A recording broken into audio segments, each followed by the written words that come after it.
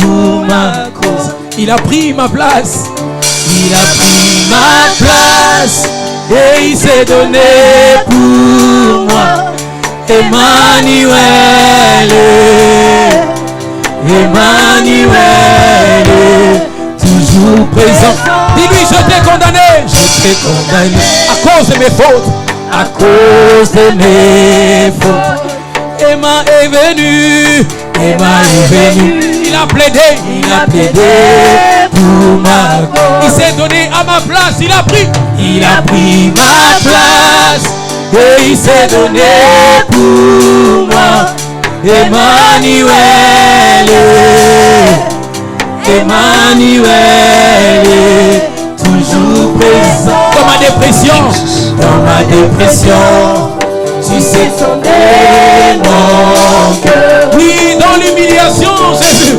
Dans l'humiliation, c'est toi l'ami. Tu es l'ami de tous les. Oui, dans ma solitude, Adonai. Dans ma solitude, tu sais combler tout mon cœur. Emmanuel. Thank you, Jesus. Emmanuel. Merci, Seigneur. Béni soit ton nom. Béni soit le nom. Emmanuel. C'est prota balakopos de prehetero. Le preso saparata la kapaha. Emmanuel. Keya masaparata la.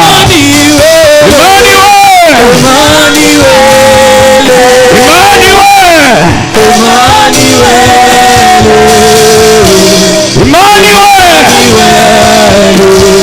Toujours présent. Oui, dans ma dépression. Sopada salapana basho. Pour atteindre oui, dans l'humiliation. C'est toi l'ami de tous les temps. Glorify. Approche. Tu sais combler tout mon cœur. Emma, Emma,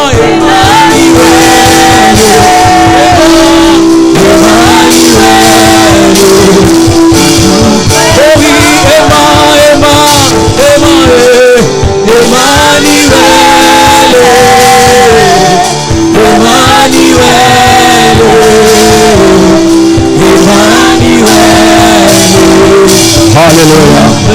Merci Seigneur. Acclamons Jésus. Poussons les cris de joie en acclamant. Poussons les cris de célébration en acclamant, en glorifiant, en honorant les dieux qui méritent nos louanges, notre adoration. Mais fais-le pour celui qui t'égale. Fais-le pour celui qui nous visite. Fais-le pour celui qui nous fait entrer dans une nouvelle saison, dans un nouveau mois. Quelqu'un célèbre le Seigneur.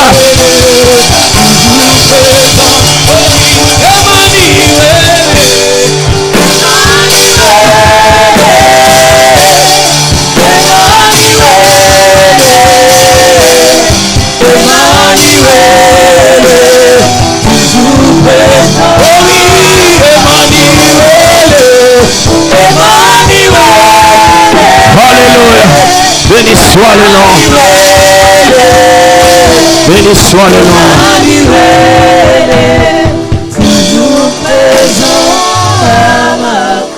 Béni soit le nom de Jésus. Acclamons encore une fois. Poussons les cris de joie encore une fois. Célèbre le Dieu qui est réel, qui est vivant et qui est bon. Alléluia. Amen. Praise the Lord. Avant de t'asseoir, rassure-toi de bénir quelqu'un à gauche et à droite. Bénis quelqu'un, dis-le bienvenue dans sa glorieuse présence d'ambassade au bien. Que Dieu te touche, qu'il envoie une bénédiction en ton nom et pour ton nom. Est-ce que tu le fais avec joie? Tu le fais trop? Alléluia. Est-ce que quelqu'un est vraiment dans la joie d'être ici? Alléluia. Praise the Lord. Amen. Que Dieu soit loué. Encore une fois, acclamons le Seigneur. Très content d'être dans sa présence. Praise God. Nous pouvons nous asseoir. Bienvenue ce matin dans la présence du Seigneur. Alléluia. Praise God. Notre culte national, nous croyons Dieu pour des positionnements stratégique. Alléluia. Dieu a un agenda pour chacun de nous. Il a un agenda pour cette nation. Et pour que cet agenda s'accomplisse, il passera par toi. Alléluia. Il passera par toi. C'est ainsi qu'il va te positionner stratégiquement dans cette nation. Dis Amen. Il y en a qui seront positionnés directement dans cette nation, d'autres indirectement, c'est-à-dire à partir de l'étranger. Dieu va te positionner pour la RDC. Dis Amen si tu le crois. Alléluia. Alors faites attention à ce culte national. La main de Dieu, la puissance de Dieu est en train de circuler. Alléluia. Tu ne viens pas seulement assister à un culte, mais tu viens pour que Dieu te positionne. Praise the Lord. Il va me positionner. Dis-le très bien, il va me positionner. Amen. Que Dieu soit béni. Rapidement, nous allons prendre... ok, commençons. Voyons voir. Ok, commençons avec... je crois que ça va aider toujours. Notre moment d'éducation dans la culture du royaume. Très important. Nous continuons à nous éduquer rapidement avant d'entrer dans le sujet du jour, qui est l'esprit de foi. Nous allons encore nous éduquer dans la culture du royaume. Nous sommes en train de parler la culture du culte, la culture de rendre un culte à Dieu. Amen. Ce sont des habitudes que nous devons maîtriser, comprendre et pratiquer jusqu'à ce que ça devienne automatique. Je dois avouer que le fait que l'aspect religieux de notre relation avec Dieu a été clôturé par le Seigneur en venant sur cette terre et en mourant à la croix, en ressuscitant, les aspects religieux, c'est-à-dire les aspects qui contenaient les rites, des rites ou des habitudes, des rituels, d'accord, quand cet aspect a disparu, ok, nous sommes entrés dans une étape de la communion ou de la relation avec Dieu, c'est-à-dire que nous ne maintenons pas notre relation avec Dieu, notre dévotion à Dieu par une série de rituels ou des rites que nous sommes censés pratiquer comme il le faisait dans l'Ancien Testament. Dans l'Ancien Testament, ils avaient certaines choses qu'ils devraient faire, ok, pour prouver ta dévotion, ton appartenance à Dieu. Il devait amener des bêtes, et des bêtes étaient différentes. Ça pourrait être une brebis, ça pourrait être un agneau, pardon, ça pourrait être un bœuf, ça pourrait être un bouc, d'accord. Et en les amenant, il y avait certaines choses qu'il fallait respecter, strictement respecter, d'accord. Et tant d'autres choses, d'accord. Toutes ces choses-là, c'était la religion. Okay? C'était la religion, c'est-à-dire nous cherchons à entrer en contact avec Dieu et à maintenir, nous le cherchons, on veut le trouver. Pour arriver à le trouver, il faut arriver à captiver son esprit. Et pour captiver son esprit, ces rituels étaient donc exigés. Mais maintenant, en Christ, les choses ont changé, on n'a plus besoin de ces rituels. Jésus est venu, il a accompli tous ces rituels que les hommes faisaient dans l'Ancien Testament, en Israël particulièrement. Il a accompli tous ces rituels en mourant et en ressuscitant à la croix. Et maintenant, c'est l'étape de la relation, c'est-à-dire tu deviens enfant de Dieu. C'est là que la relation est établie. Et cette relation exige justement que tu puisses marcher avec lui, parce que maintenant, il est en toi, il vit en toi, que tu puisses devenir ce que lui, il attend que tu deviennes. Alors donc, nous sommes, ok, quand cette partie a été clôturée, alors cette étape de la relation et de la communion avec Dieu, plutôt que nous aider à nous approcher encore plus de Dieu, mais l'homme, ok, a laissé cette communion qui est censée le rapprocher encore plus de Dieu. L'homme a laissé cette étape de la relation, de la communion, l'éloigner encore plus de Dieu. C'est-à-dire que nous nous approchons de Dieu avec des mentalités ou des attitudes qui ne l'honorent pas, qui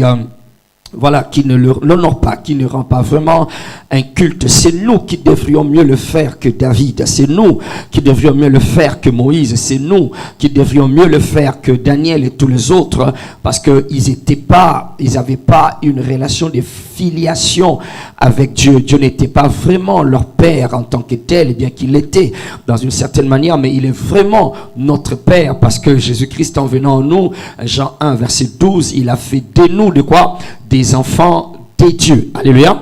Alors, David n'avait pas cette dimension. Nous sommes dans une relation de filiation. Nous sommes des fils et des filles de Dieu. Nous devrions encore mieux le faire que David et tous les autres de l'Ancien Testament. Mais la grâce, donc, nous a amené la mort et la résurrection de Jésus. L'homme ne sait pas saisir ces genres d'occasions. Alors, nous avons besoin de nous rééduquer dans ces choses, ok, pour faire mieux que les autres de l'Ancien Testament, mieux que David, mieux que Daniel et Esther et tous les autres. Nous devons mieux le faire parce que c'est nous qui avons Dieu en nous. Eux, ils devraient se déplacer d'un point A pour aller à un point B, pour rencontrer Dieu. Ils devaient se déplacer de chez eux pour aller au temple. Ils devaient se déplacer de chez eux avec des bêtes pour aller sacrifier là où Dieu avait ordonné. Mais nous n'avons pas besoin de nous déplacer parce que nous sommes le temple de Dieu. Alléluia. Nous sommes devenus le temple. Il vit en nous. Alors, ça devait être meilleur. Mais bon, ce n'est pas meilleur. Pourquoi? Parce que l'ignorance est en train de nous éloigner, de certains de ces choses. Alors, ces moments d'éducation nous aident à faire revivre ou à ramener à la vie ces choses qui sont censées être réelles et normales et naturelles dans chacun de nous, dans chaque enfant de Dieu. Alléluia. Praise the Lord. Dis avec moi, je suis en communion avec Dieu. C'est-à-dire quoi? C'est-à-dire si on devrait te prendre toi en tant que tu es, tel qu'être humain on te prend et qu'on te fait passer par une certaine machine à remonter les temps et que tu atterris à l'époque de David qui a dit que 7 fois le jour je vais me prosterner. 7 fois le jour il va se prosterner dans les temples, d'accord? Et que tu atterris, mais on te fait atterrir dans cette époque-là, d'accord? Et David viendra se prosterner en réalité devant toi. Praise the Lord. Il viendra se prosterner devant toi parce que c'est toi le temple. Est-ce que quelqu'un comprend cela? D'accord? Il viendra le faire devant toi parce que tu es le temple du Saint-Esprit. Ce n'est pas qu'il va t'adorer, non. C'est parce que tu es le temple dont tu captures en toi la réalité du ciel. La réalité de Dieu vit entièrement en toi. Praise the Lord. Dis, je suis le temple du Saint-Esprit. Alors, ils avaient besoin d'entrer dans un temple, dans un tabernacle. Toi, tu n'as pas besoin d'entrer parce que toi, tu es le temple des dieux ambulants. Alors, c'est pourquoi j'ai dit encore, nous devrions mieux le faire. C'est ce qu'on appelle les cultes. Nous devrions mieux le faire, mais c'est notre ignorance qui est souvent alimentée et encore rendue têtue par notre refus d'aimer Dieu comme il faut. D'accord, nous voulons que Dieu s'adapte à nous et nous ne voulons pas nous adapter à lui parce que le Dieu que la plupart des gens ont connu, c'est un Dieu enfant des courses, c'est un Dieu qu'on envoie faire des courses pour lui, le Dieu de donne-moi ceci, donne-moi cela, je veux ceci, fais pour moi cela. C'est le Dieu qui fait des choses simplement pour eux, mais il n'a pas connu le Dieu pour qui lui il doit faire des choses, d'accord? Alors on veut profiter ou encore on abuse de l'amour que Dieu a à notre égard. Ok, c'est vrai qu'il nous aime, mais j'ai appris, après avoir marché avec Dieu un certain temps et avoir étudié la parole, j'ai appris aussi que l'amour que Dieu a pour moi ne change pas vraiment ma vie. C'est plutôt l'amour que moi j'ai pour Dieu qui change ma vie. Quelqu'un comprend cela? Je vais répéter cela. Ce n'est pas l'amour que Dieu a pour toi qui va bénir ta vie en tant que tel. C'est plutôt l'amour que toi tu as pour Dieu qui va bénir ta vie. Amen. Alléluia. Dieu a tant aimé le monde qu'il a donné, c'est vrai, il a donné son Fils unique, afin que quiconque croit ne périsse pas, mais qu'il ait la vie éternel. Mais bon, le Fils unique a déjà été donné, mais nous voyons la plupart des gens dans le monde n'ont pas encore reçu Christ. Ils ne se sont pas encore donnés au Seigneur, bien que Dieu les a aimés, mais eux, ils n'ont pas encore répondu, d'accord? Alors donc, Dieu n'a pas un problème d'aimer, il aime le monde entier, il aime tout le monde, il aime tous les humains, mais ce n'est pas ça qui suffit pour que ces humains ne soyez pas victimes d'entre les mains du diable. Ça ne suffit pas que Dieu t'aime pour que le diable ne t'attaque pas. Ça ne suffit pas que Dieu t'aime pour que tu ne sois pas victime entre les mains des oppressions, de la sorcellerie, de ta famille, de la méchanceté, de la négligence, de l'indifférence des humains. Ça ne suffit pas. Il t'aime, mais le diable t'attaque. Il t'aime, mais le diable te piège. Il t'aime, il attaque tout ce que tu es en train de construire, malgré que Dieu t'aime, parce que justement, l'amour que Dieu a pour toi n'est pas suffisant. C'est plutôt l'amour que toi, tu vas démontrer à l'égard de Dieu, qui va inviter Dieu à te couvrir et à dire au diable, je le protégerai parce qu'il m'aime. Alléluia. Dans Psaume 91, le psaume de celui qui demeure, ce n'est pas le psaume de tout le monde, c'est le psaume de celui qui demeure. Ce n'est pas le psaume qui garde, qui protège n'importe qui. Non, c'est le psaume qui protège celui qui demeure sous l'abri du Très-Haut. Alléluia. Celui qui demeure sous l'abri du Très-Haut repose à l'ombre du Tout-Puissant. Alléluia. Et quand continuons, vous voyez, il dit là-bas, je le protégerai parce que il m'aime. Je le protégerai. On va lire ça. Psaume 91, on prend le verset 14. Puisqu'il m'aime, je le délivrerai, je le protégerai, puisqu'il connaît mon nom. Alléluia. Il ne va pas le protéger parce que moi, Dieu, je l'aime. Non, je vais le protéger parce que lui, il m'aime. Praise the Lord. Est-ce qu'il y en a qui aiment Dieu ce matin? Alléluia. Alors donc, c'est ton amour pour Dieu qui fait que Dieu s'engage de manière pratique pour toi, à ton égard. Ce n'est pas vraiment l'amour qu'il a pour toi, bien que c'est important, mais c'est l'amour que toi, tu démontres parce que tu sais qu'il t'a aimé. Praise the Lord. Alléluia. Alors donc, chez nous, ça devait être meilleur, mais bon, ce n'est pas meilleur parce que les gens, n'ont pas été éduqués à savoir aimer Dieu. L'amour que nous avons à l'égard de Dieu, ce n'est pas l'amour que l'on sent, c'est l'amour que l'on sait. J'aimerais encore répéter ça. L'amour qu'on a à l'égard de Dieu, ce n'est pas un amour que tu devrais sentir comme tu sens que tu aimes ta copine, pour ceux qui en ont encore. Pour ceux qui aiment, pour ceux qui aiment leurs copains, pour celles qui en ont encore, d'accord? Ce n'est pas l'amour que tu sens quand tu aimes ta femme ou ton mari, d'accord? Quand tu aimes ton fils ou ta fille ou ton père ou ta mère. Cet amour, on le sent. C'est fort quelquefois. C'est fort et ça nous fait commettre souvent beaucoup d'erreurs. Mais c'est l'amour quand même, d'accord? Mais l'amour que nous avons à l'égard de Dieu, ce n'est pas l'amour qu'on devrait sentir en tant que tel, c'est l'amour qu'on devrait plutôt savoir, d'accord? On le sait, c'est-à-dire il y a des choses à savoir, qui justifient, qui prouvent que cet amour est là. Ce n'est pas un amour que l'on sent, c'est un amour que l'on sait. C'est-à-dire, je sais que si j'aime Dieu, je vais aimer sa parole. Si j'aime Dieu, je vais aller au culte. Si j'aime Dieu, je vais aimer mon prochain. D'accord? Si j'aime Dieu, je vais apporter ma dîme, je vais apporter mon offrande. Il y a des choses à savoir, pour montrer ou démontrer, pour rendre capable cet amour à s'exprimer. Alors, nous sommes en train de nous éduquer parce que il y a des choses que nous devrions savoir. Alléluia. Que nous devrions savoir lorsque nous rendons un culte à Dieu. Un culte, c'est un acte d'honneur que tu es en train de démontrer que tu honores Dieu. Alors, l'une des premières choses sur lesquelles que nous devons savoir, sur lesquelles nous devons plutôt insister, c'est que quand tu viens au culte, nous l'avions dit, je le répète encore, c'est important de te rappeler, ce n'est pas toi qui décides de venir, d'accord? Ce n'est pas toi qui viens, non. Tu es en train plutôt de répondre à une invitation. Praise the Lord.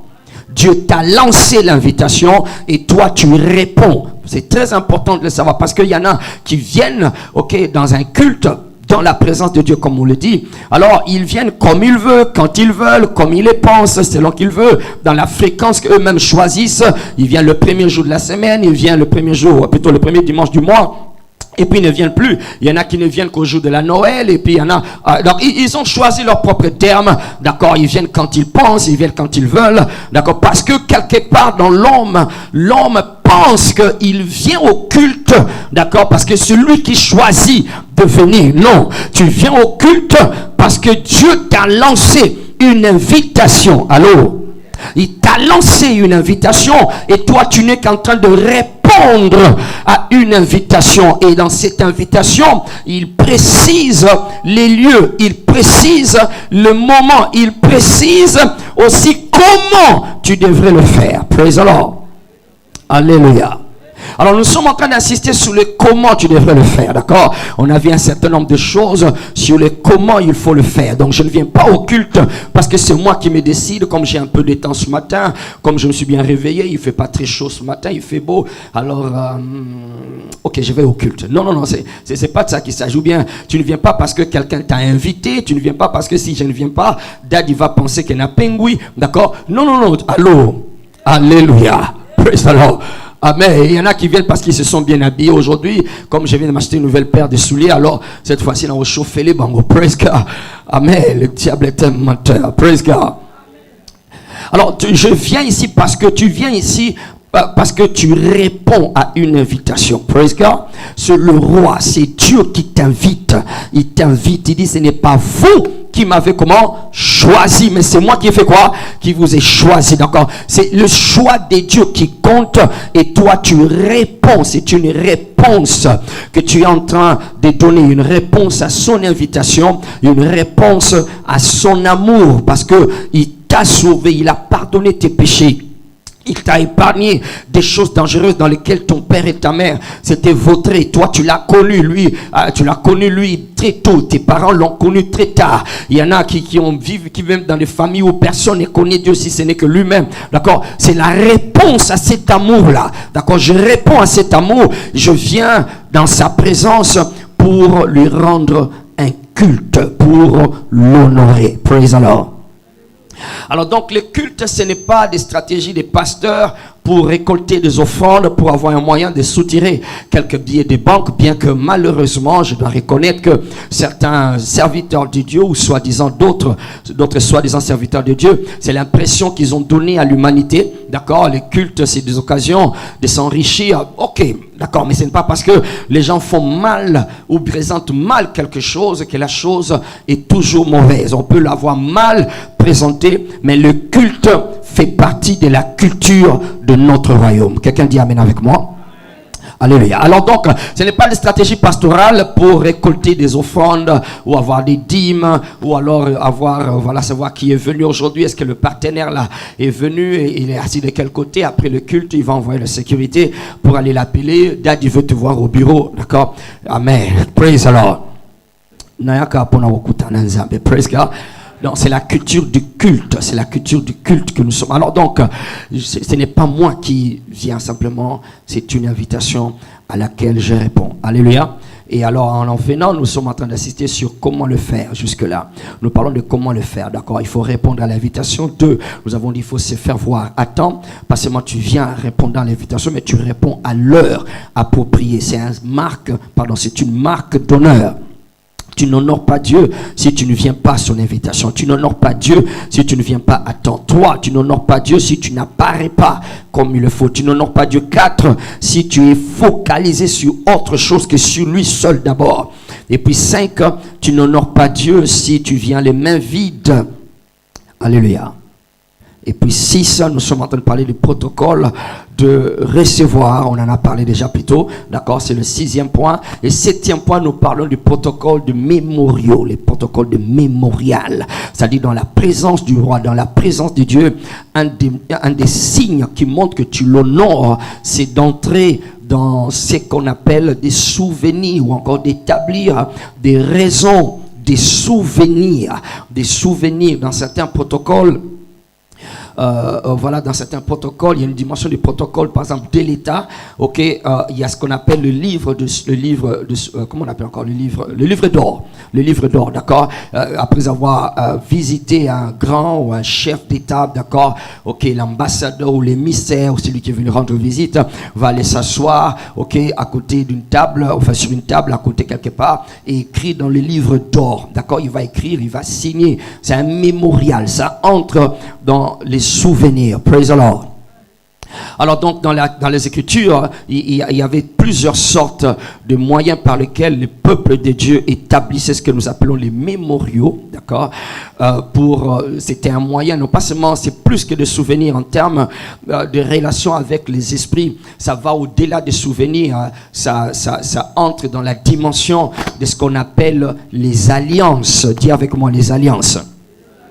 Parce que les esprits partisent avec les humains sur base des alliances, des pactes, des serments, d'accord? C'est des alliances, ça établit, ça renforce des alliances. Les alliances, ça veut dire que à partir d'aujourd'hui, de manière littérale, à partir d'aujourd'hui, moi, esprit tel, je ferai telle chose pour toi, parce que toi, humain tel, tu feras telle chose pour moi. D'accord? Alors, nous entrons dans une alliance, dans un contrat. Alors, avec Dieu, c'était le cas, d'accord? Quand il s'est retrouvé dans la présence de Dieu, et que Dieu les convoquait pour d'une manière ou d'une autre, alors ils avaient l'habitude d'avoir ces mémoriaux, d'accord, ou ces mémorials qu'ils établissaient par-ci par-là. L'une des premières personnes, bien sûr, c'est Abraham, d'accord. Abraham, ok, bâtissait des hôtels partout il passait, partout il rencontrait Dieu, il bâtissait des hôtels. C'est un des moyens, ok, d'établir des mémoriaux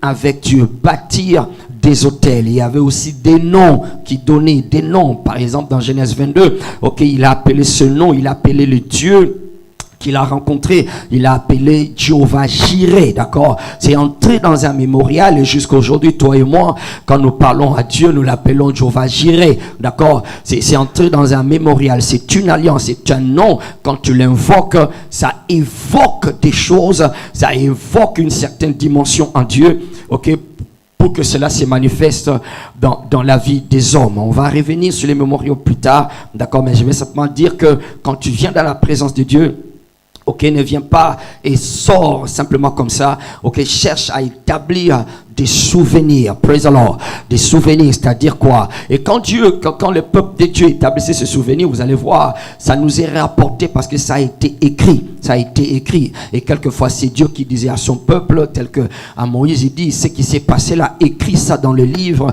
pour que les autres s'en souviennent, d'accord? Par exemple, quand Amalek a attaqué Israël de par derrière, Amalek s'est jeté sur Israël, et puis Moïse est monté sur la montagne. Quand il avait les mains levées, Israël était en train de vaincre. Quand il baissait les mains, Israël était en train de perdre. Alors cette séance, plutôt cet épisode, tout ce qui s'est passé, la victoire d'Israël, d'accord, c'est entré dans un mémorial, d'accord. Dieu a dit à Moïse, ce qui s'est passé, écrit pour que le souvenir reste.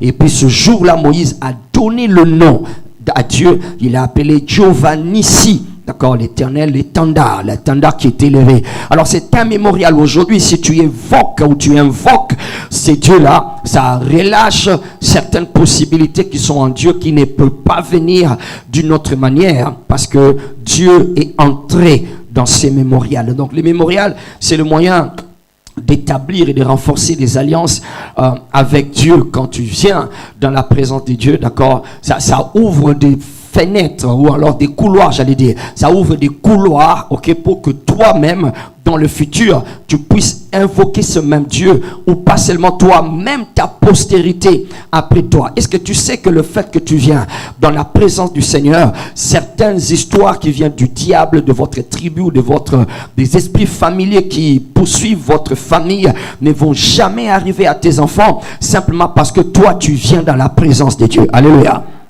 Alléluia. Simplement parce que tu es ici, ça annule beaucoup de choses. Nous sommes en train, comme je disais à mes collaborateurs dernièrement, nous sommes en train de créer une nouvelle race. Il y a un processus de purification qui est en train de se faire, de sorte que certaines vilaines choses que nous avions héritées de nos parents vont s'arrêter à nous et nos enfants ne vont pas connaître ce genre de choses. Nous aurons des générations des hommes et des femmes qui craignent Dieu, des générations des hommes et des femmes qui ne connaîtront jamais la malédiction générationnelle et ne connaîtront que la bénédiction générationnelle. Pourquoi? Parce que nous sommes venus dans la présence de Dieu. Alléluia. Alors dans la culture de culte exige pour que tu honores Dieu, c'est un marque d'honneur que tu signes dans les livres d'or, que tu entres dans les souvenirs, et un des moyens par lesquels nous le faisons, c'est bien sûr par nos offrandes, par nos dîmes, et surtout par nos sacrifices.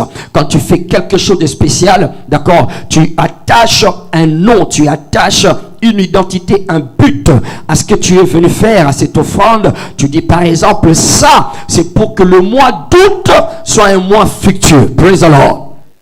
Alors voilà pourquoi on insiste toujours, quand tu donnes ton offrande, ne le donne pas seulement par religion. Non, tu ne donnes pas ça par religion. Ok, ce sont des moments, nous sommes dans une atmosphère spirituelle. D'accord, tout ce que tu devrais faire devrait avoir une connotation, une résonance en esprit. Et d'ailleurs, que tu le saches ou pas, ça a toujours une résonance dans le monde des esprits. Ça résonne toujours dans le monde des esprits. Mais c'est à toi de décider si ça doit résonner de cette façon ou de cette autre façon. Praise the Lord.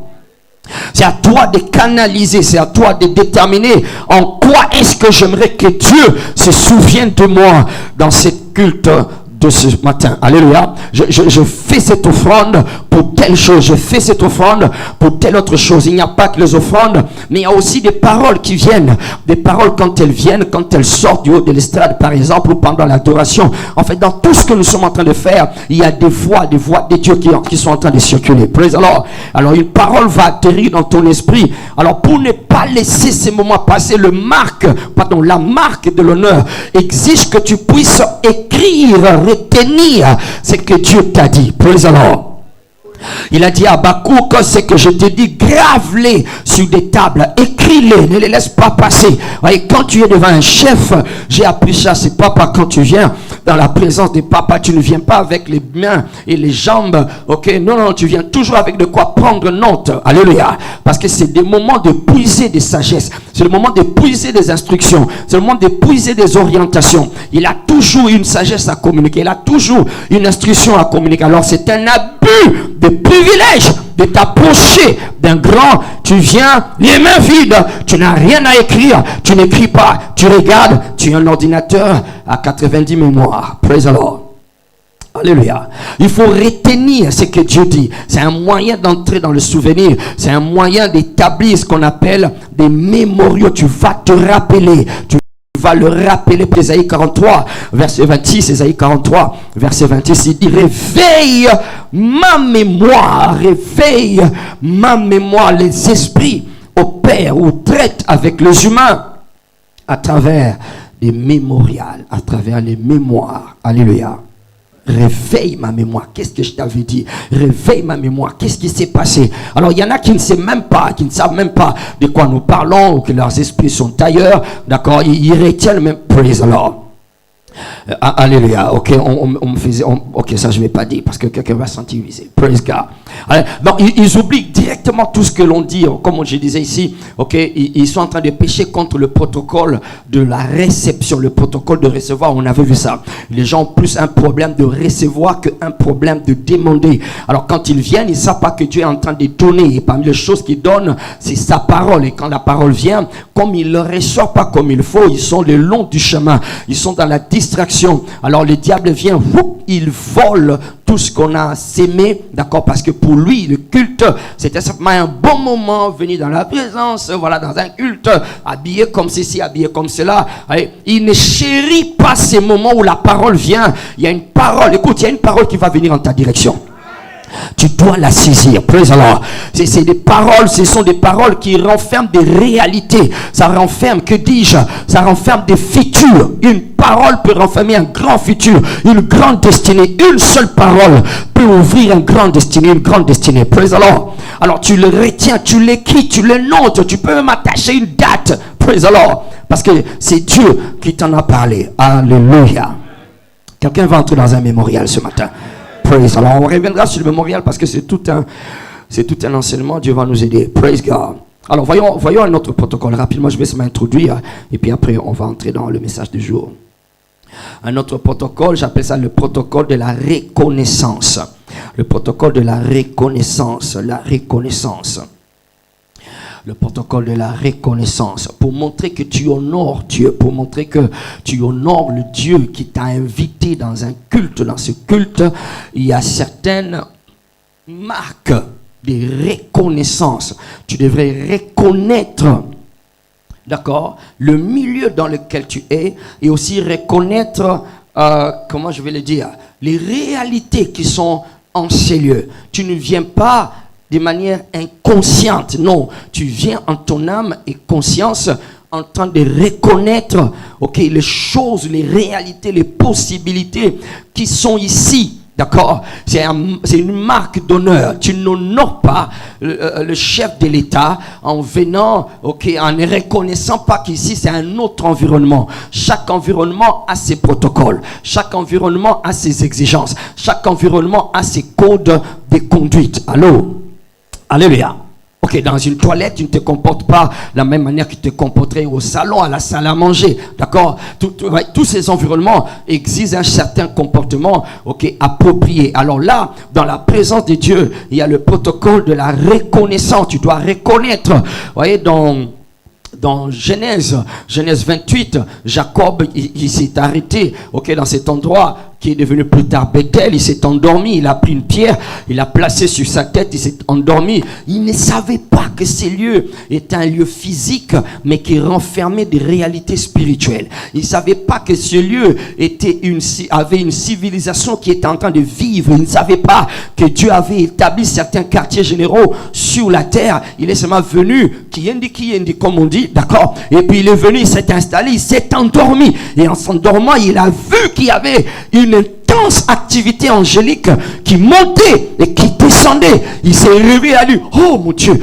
tu étais ici, moi je ne le savais pas. Alléluia. Dis à ton voisin, est-ce qu'on y est bien? Alléluia. Il était entré dans un environnement qui était tout à fait différent, d'accord? La nuit d'avant, il s'est endormi quelque part, il n'y en avait pas. Mais la nuit là, il s'est endormi dans cet endroit-là. Waouh! Il dit, tu étais ici, moi je ne le savais pas. Et il a appelé ces lieux porte des cieux. Il a même établi encore, comme j'ai dit, un mémorial là. Il a établi une pierre et c'est la première personne à utiliser l'huile d'onction. Il a oint la pierre. Alors donc, c'était un environnement, il a rencontré des réalités qu'il ne pouvait pas s'imaginer, d'accord? Alors donc, il est possible d'être dans un culte et tu ne sais pas qu'est-ce qui s'obtient ici. Tu n'es pas conscient des réalités. Tu es plus conscient de comment est-ce que tu as peigné tes cheveux, plus conscient si ton maquillage est en train de sortir ou pas. Il y en a même qui ont le courage de sortir leur miroir pour... Praise the Lord. Alors souffrir. Amen. Praise God.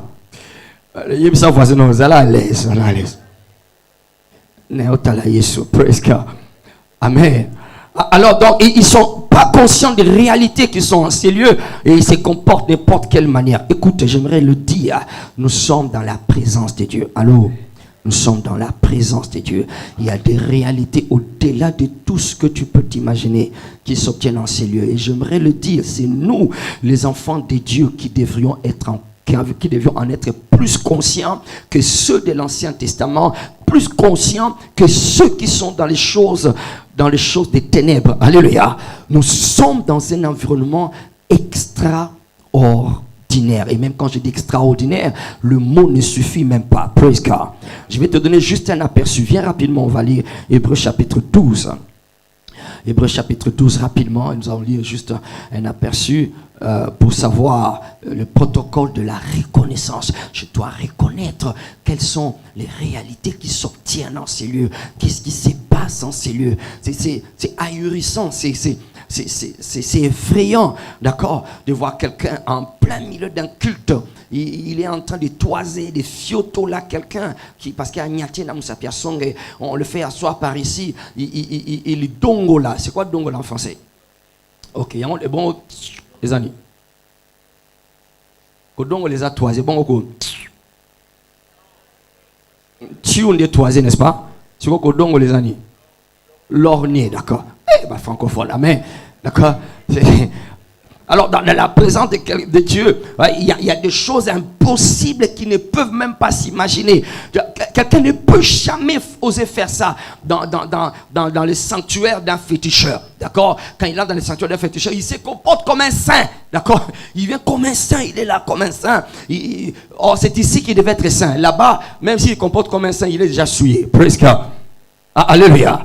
Parce qu'ils ne sont pas souvent conscients des réalités majestueuses, glorieuses, que dis-je, éternelles, qui sont en ces lieux. Alléluia.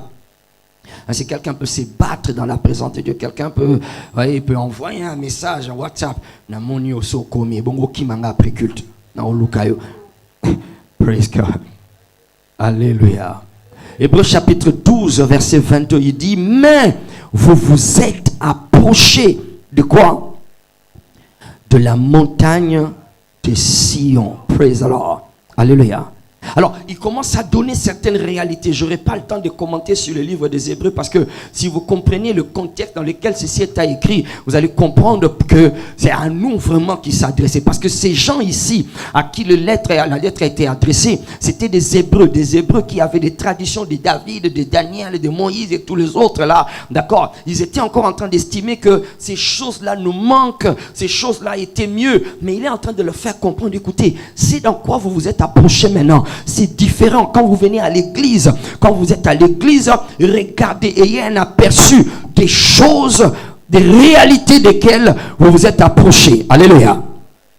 Il dit, mais vous vous êtes approchés de la montagne de Sion. Ouais, en Égypte, plutôt dans le désert, ils s'étaient approchés de Sinaï. Sinaï, quand ils se sont approchés, Dieu était descendu et ça tremblait. Il y avait des tonnerres et des éclairs et des trompettes. C'était glorieux. Ils avaient tellement peur. Mais il est en train de leur faire comprendre, ça là-bas, c'est différent. C'est moins que par rapport à ce à quoi nous sommes en train de faire ici.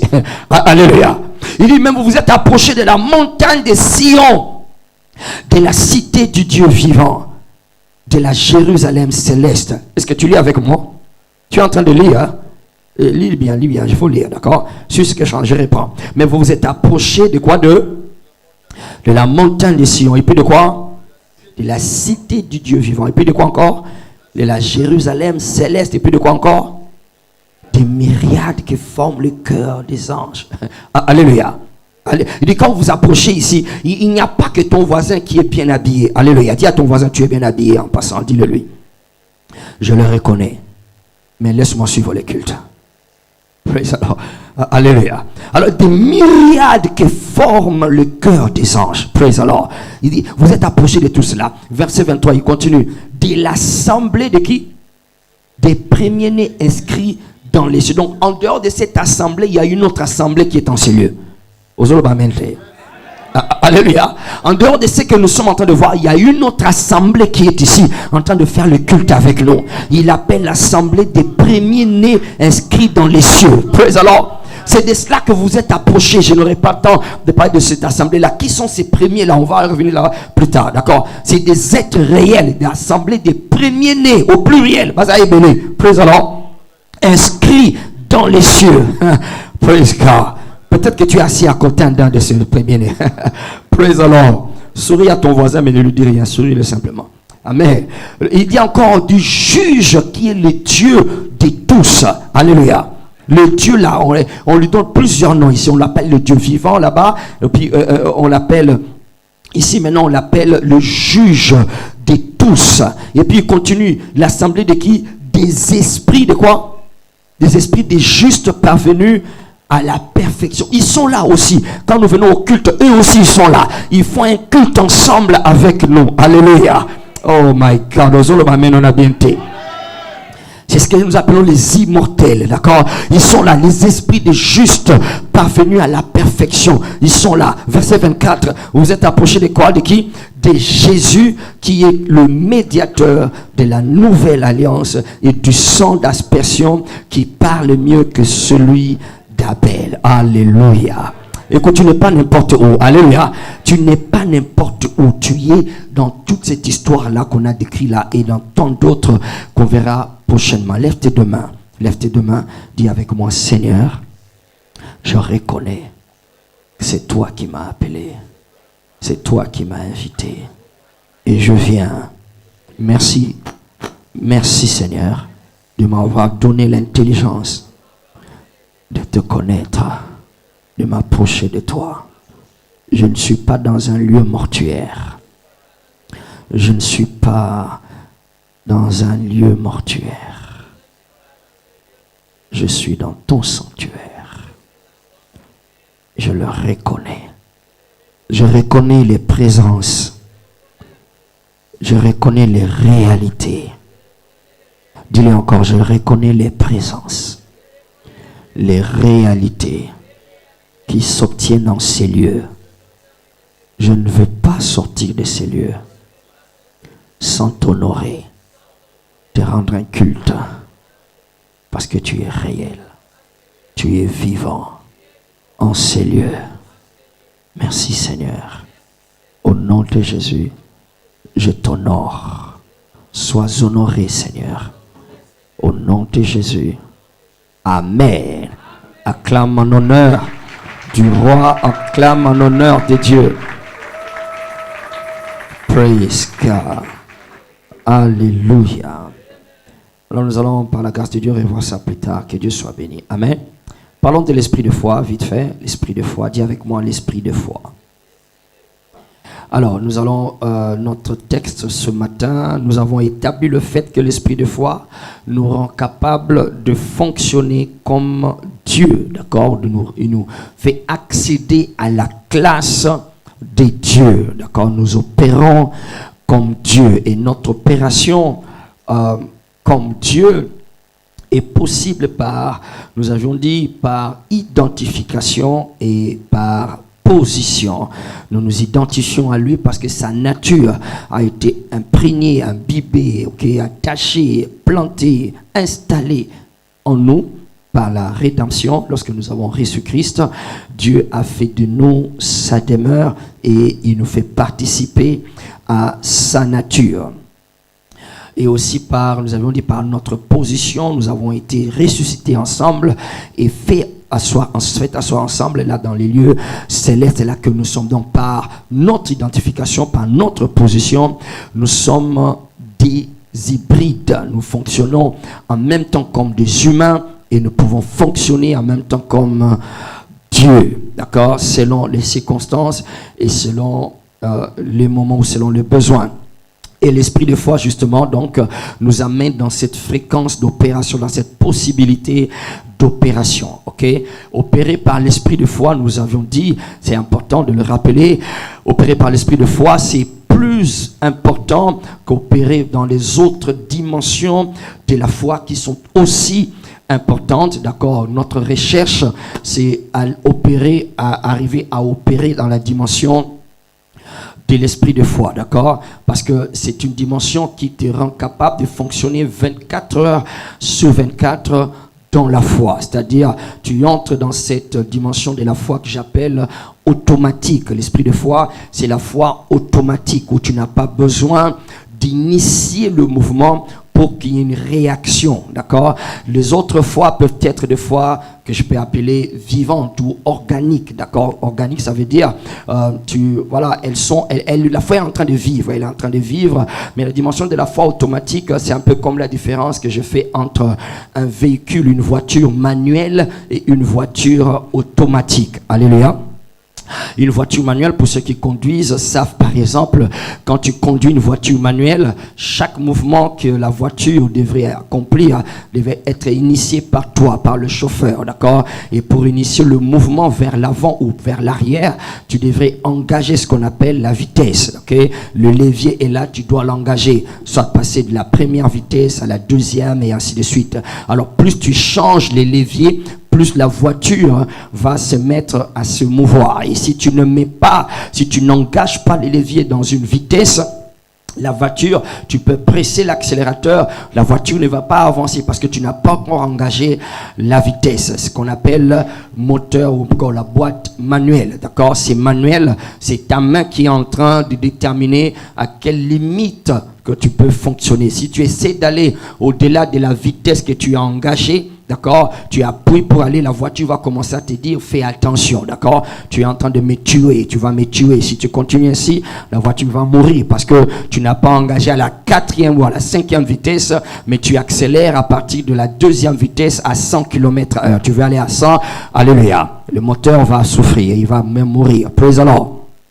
Ça c'est la boîte manuelle. Mais là, la boîte automatique, ok, allô, la boîte automatique, la voiture s'engage. J'aime la voiture automatique, surtout avec les gens d'embouteillage. Je dis avec moi embouteillage.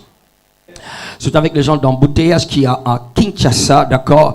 Quand tu as une voiture manuelle, ok, et que les embouteillages, qui a un bouchon qu'on avance 30 cm par 10 minutes ou par 20 minutes, on avance 30 cm, 30 minutes, 20 cm, d'accord. Alors chaque fois quand tu dois avancer 20 cm, il faut encore engager la vitesse, d'accord. Et voilà, c'est fatigant, c'est quelquefois, c'est dérangeant. Mais avec une boîte automatique, d'accord, tu n'as pas besoin d'engager la vitesse. Dès que tu relâches, dès que tu relâches le frein, la voiture fait quoi? Elle avance elle-même. C'est toi justement qui es en train de régler. Elle va avancer elle-même. Praise the Lord. Alléluia. Et si ta voiture automatique est comme la mienne, elle peut quitter de Lupin jusqu'à Delvaux, ok, sans que tu puisses engager une vitesse, sans que tu puisses accélérer ou encore, bon, quelqu'un dira parce que c'est une pente, même dans des surfaces plates, d'accord. Des fois, je quitte de chez moi, de la maison, je pourrais sortir jusqu'à la barrière, d'accord, sans engager, sans appuyer l'accélérateur, parce que la voiture elle-même est en train de partir, elle est en train de m'amener, c'est automatique. Praise the Lord. Et dans la vie, il y a trop d'embouteillages. Il y a trop d'embouteillages dans la vie. Alors nous avons besoin d'avoir une foi automatique. Presque, tu n'as pas toujours besoin de réfléchir. Qu'est-ce que tu dois faire? La foi doit être capable de réagir elle-même. D'accord? La dimension de l'esprit de foi, ça te met dans la foi automatique. Même quand tu dors, la foi va se mettre à fonctionner. Praise the Lord. Ceux-là qui ont l'esprit de foi, qui opèrent dans l'esprit de foi, ils n'ont pas toujours besoin d'être conscients, ok, avant qu'ils puissent faire quelque chose, parce que il y a beaucoup de choses dont tu es inconscient. Il y a beaucoup de choses dont tu es inconscient. Il y a une certaine vie chrétienne qui a voulu nous faire croire que tu dois d'abord savoir ce que l'ennemi est en train de faire. Tu dois d'abord savoir quel est l'ennemi qui est en train de faire quelque chose contre toi pour que tu saches comment organiser une riposte, une réaction. Mais ce n'est pas toujours le cas parce que tu n'es pas capable de connaître tout ce qui s'est fait, tout ce qui se prépare, tout ce qui se trame contre toi. Tu ne peux pas le connaître. Au moment où tu es assis là, il y a quelqu'un quelque part qui est en train de préparer quelque chose directement ou indirectement contre toi. Alléluia. Il prépare quelque chose indirectement. Comment? Il prépare cette chose contre celui-ci. Or celui-ci est connecté à celui-ci qui est connecté à toi. Praise the Lord. Alors quand ça va toucher celui-ci, ça va toucher l'autre, ça va te toucher à toi. Est-ce que tu comprends cela? Alors voilà pourquoi tu as besoin d'entrer dans cette dimension de la foi automatique. Alléluia. Que je m'endorme ou que je sois éveillé, je suis imbattable. Je suis intouchable. Je suis invincible. Alléluia. Praise the Lord. C'est une dimension qui te rend capable d'opérer dans la foi automatique, d'accord? Elle te prévient, d'accord? Elle fait ce qu'on appelle la prévenance. Elle réagit en prévenance. Elle réagit aussi dans la situation. Et même aussi, elle peut réagir après que la chose soit arrivée. Mais dans tous les cas, c'est toujours toi qui seras victorieux. Praise the Lord. Dis un amen victorieux. Dis un amen vraiment victorieux. Praise. Alors, quand tu n'as pas l'esprit de foi, par exemple, si tu as une foi, quand tu n'as pas l'esprit de foi et que la situation est déjà arrivée, d'accord, tu n'opères pas dans cette dimension de l'esprit de foi, tu vas être désarmé. Tu vas être désarmé, tu vas penser que Dieu est irresponsable, tu vas penser que Dieu était un moment distrait, et alors tu dis, Seigneur, pourquoi tu permets de telles choses? Voilà, souvent nous pensons que nous avons le droit à poser à Dieu certaines questions stupides. Alléluia. Un peu comme dire, d'accord? Alléluia. Combien savent que Dieu ne sommeille ni ne dort? Praise the Lord. Alors, quand tu as une foi, quand tu n'as pas la foi, l'esprit de foi, ok, une situation qui est déjà arrivée, alors tu vas te retrouver en train de culpabiliser, plutôt d'accuser Dieu, d'attaquer Dieu, de lui poser des questions, d'autres même lui claquent la porte au nez et ils ne veulent plus venir à l'église, ils ne veulent plus servir parce qu'ils se sont retrouvés dans une situation, d'accord? Écoute, l'esprit de foi, comment ça se comporte? Regarde les trois amis de Daniel, Shadrach, Meshach et Abednego, d'accord? Quand on est venu les prendre, Dieu n'avait pas réagi. Quand on les amenait dans la fournaise ardente, Dieu ne réagissait pas. Alors, c'est après qu'on les ait jetés dans la fournaise ardente qu'ils ont réellement vu que Dieu était en train de les attendre dans le feu. Alléluia. Cela veut dire quelquefois Dieu va te délivrer en empêchant que tu entres dans la situation. Quelquefois il va te délivrer dans la situation, et même quelquefois il va te délivrer après la situation. Dans tous les cas, l'esprit de foi, c'est le meilleur, d'accord? Ils ont dit à Nabuchodonosor, ils ont dit, nous n'avons pas besoin de te répondre dans cette chose-là, parce que nous savons que notre Dieu est capable de nous délivrer de ta main. Mais même si il ne nous délivre pas, nous n'allons pas nous prosterner devant ta statue. Praise the Lord. Alléluia. L'esprit de foi, ça t'aide à vivre dans cette dimension-là. Tu n'as peur de rien qui vient après, tu n'as peur de rien qui vient avant. Praise the Lord. Parce que tu es en train de flotter dans une autre dimension. Que l'esprit de foi te possède ce matin. Dis un amen de l'esprit de foi.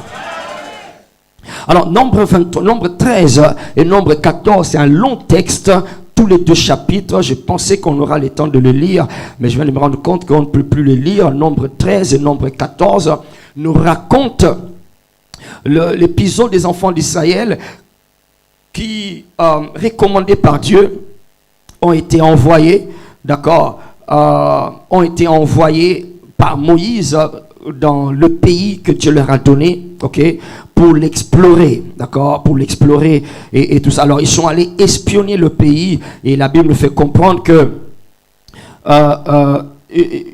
Dieu a dit à Moïse, voilà, que tu devrais choisir des anciens, des chefs du peuple pour aller explorer ce pays-là. Alors quand ils sont partis, nous connaissons l'histoire, je suis en train de vouloir savoir où est-ce que je vais vraiment insister, d'accord? Et quand ils sont partis, ils ont ramené un rapport. Ils étaient 12 et parmi les 12, 10 ont dénigré, ont dénié le pays. Ils ont dit que le pays, d'accord, il est bon, c'est vrai qu'il est grand, mais il y a des fils d'Anak, il y a des géants. Nous étions, au chapitre 13, il dit, au chapitre 13, vers la fin, il dit, nous étions comme des sauterelles à leurs yeux. Nous étions comme des sauterelles et à nos propres yeux, nous étions comme des sauterelles. Alors, ils ont dit que on ne peut pas aller, on va se faire manger. Les sauterelles, ça se mange. Praise the Lord. Praise the Lord. Alors, ils ont dit, on ne peut pas partir. D'accord? Et quand ils étaient en train de dire ça, la Bible dit, tout Israël s'est mis à pleurer. Ils ont pleuré toute la nuit. Et quand ils se sont réveillés le matin, ils ont commencé à avoir des idées de voter un autre chef pour qu'il retourne en Égypte. Et Josué maintenant et Caleb étaient en train de vouloir dissuader le peuple, leur faire comprendre, non, ne dites pas ça, nous allons partir et Dieu va nous donner le pays, et ainsi de suite. Ils ont fait taire le peuple, mais c'était dur. La Bible nous fait comprendre, si vous lisez dans les deux chapitres, que tellement que ces gens-là, Caleb et Josué étaient en train de parler, le peuple avait commencé même à entrevoir l'idée de les lapider eux aussi. Il faut qu'on les lapide parce que ils sont en train de déranger. Il n'était que deux qui parlaient, mais ceux qu'ils étaient en train de dire résonnaient tellement que, d'accord, et qu'ils ont décidé de les lapider. Alors c'est là que Dieu est intervenu. Alors Dieu est intervenu, il a dit des choses, et parmi les choses qu'il a dites, venons rapidement au verset 24, parmi les choses qu'il a dites, il a d'abord dit que voilà, il y en a qui ne vont pas entrer, tous ceux-là qui ont dénigré le pays ne vont pas entrer dans la terre promise, ils vont rester dans les déserts. Mais il dit maintenant ceci sur Caleb, au verset 24, il dit, parce que Caleb, mon serviteur, a été comment? Il a été comment? Il a été animé d'un autre esprit et qu'il a pleinement suivi ma voie, je le ferai entrer dans le pays où il est allé. Que Dieu te fasse entrer dans ce pays. Que Dieu te positionne dans la RDC.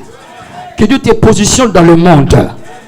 Il dit, je le ferai entrer dans le pays où il est allé et ses descendants le posséderont. Alléluia.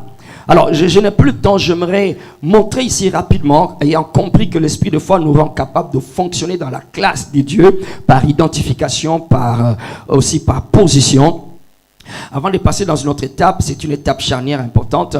Pourquoi est-ce que nous avons besoin de pas moins que l'esprit de foi pour accéder dans notre futur? C'est la question qu'on va répondre ce matin.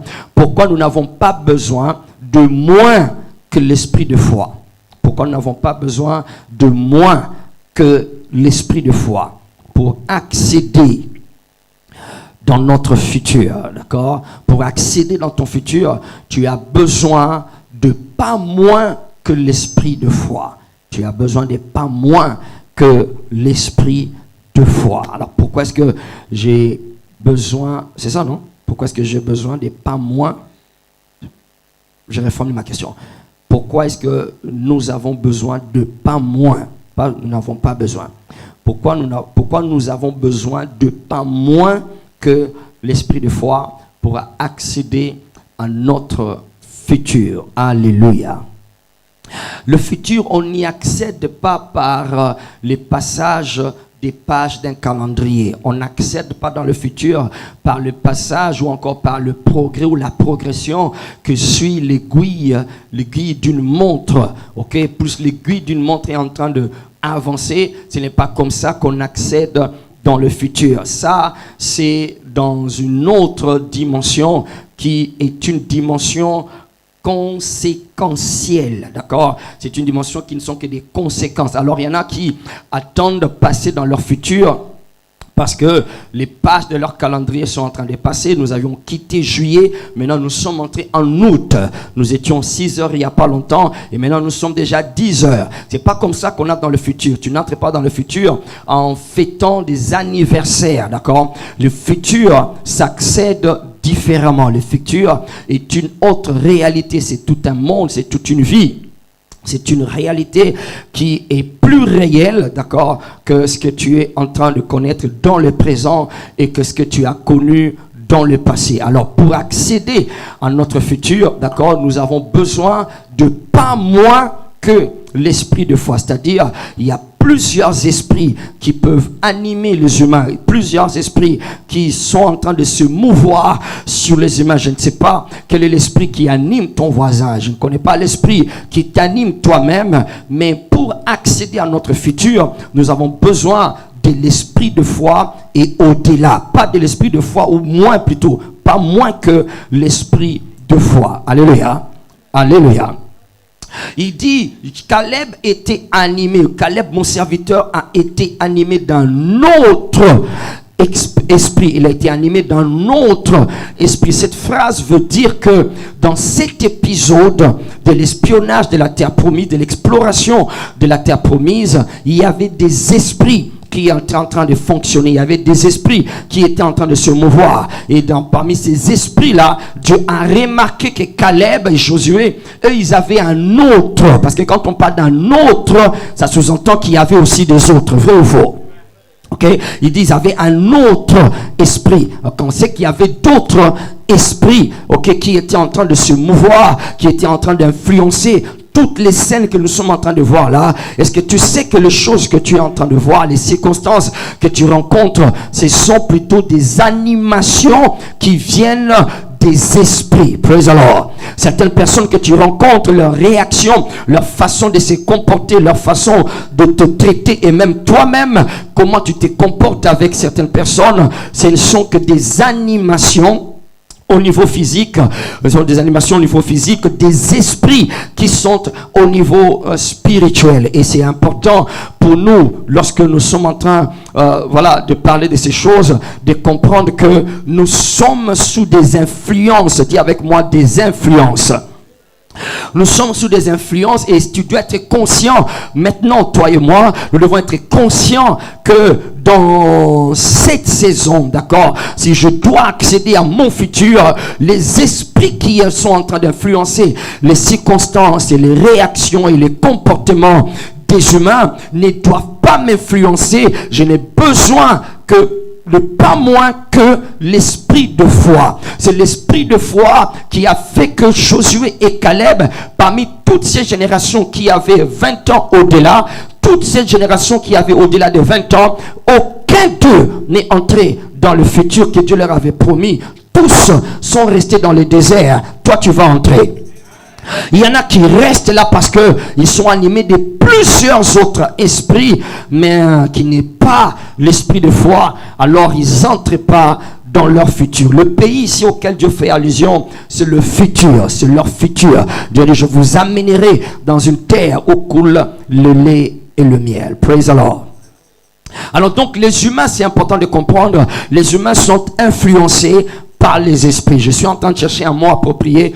Jusque-là, c'est le mot influencé qui me vient. D'accord? Les humains sont influencés par les esprits dans leurs réactions, dans leur comportement, dans leurs appréciations des choses, même des choses que Dieu leur a données. Ils sont influencés par les esprits. D'accord? Tu vas penser que tout ce qui vient de Dieu, tu le recevras facilement. Tu vas penser que tout ce qui vient de Dieu, tu vas les embrasser avec à bras ouverts. Non, ce n'est pas toujours le cas parce que plusieurs fois, comme j'espère que tu vas le comprendre ce matin, plusieurs fois, tu as repoussé ce qui était de Dieu, qui voulait te faire entrer dans un futur, parce que tu étais animé par un autre esprit qui est différent de cet esprit-ci, le seul qui qualifie d'entrer dans le futur, l'esprit de foi. Alléluia. L'esprit de foi, c'est l'esprit qui anime les gens pour qu'ils entrent dans le futur que Dieu leur a préparé. Alors on a pensé aussi qu'il n'y avait que Dieu qui avait un futur. Il n'y a pas que Dieu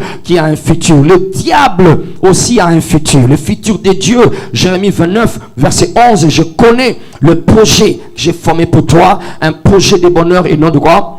De malheur, pour te donner un quoi? Un avenir, un futur et de l'espérance. D'accord? Jérémie 29, verset 11.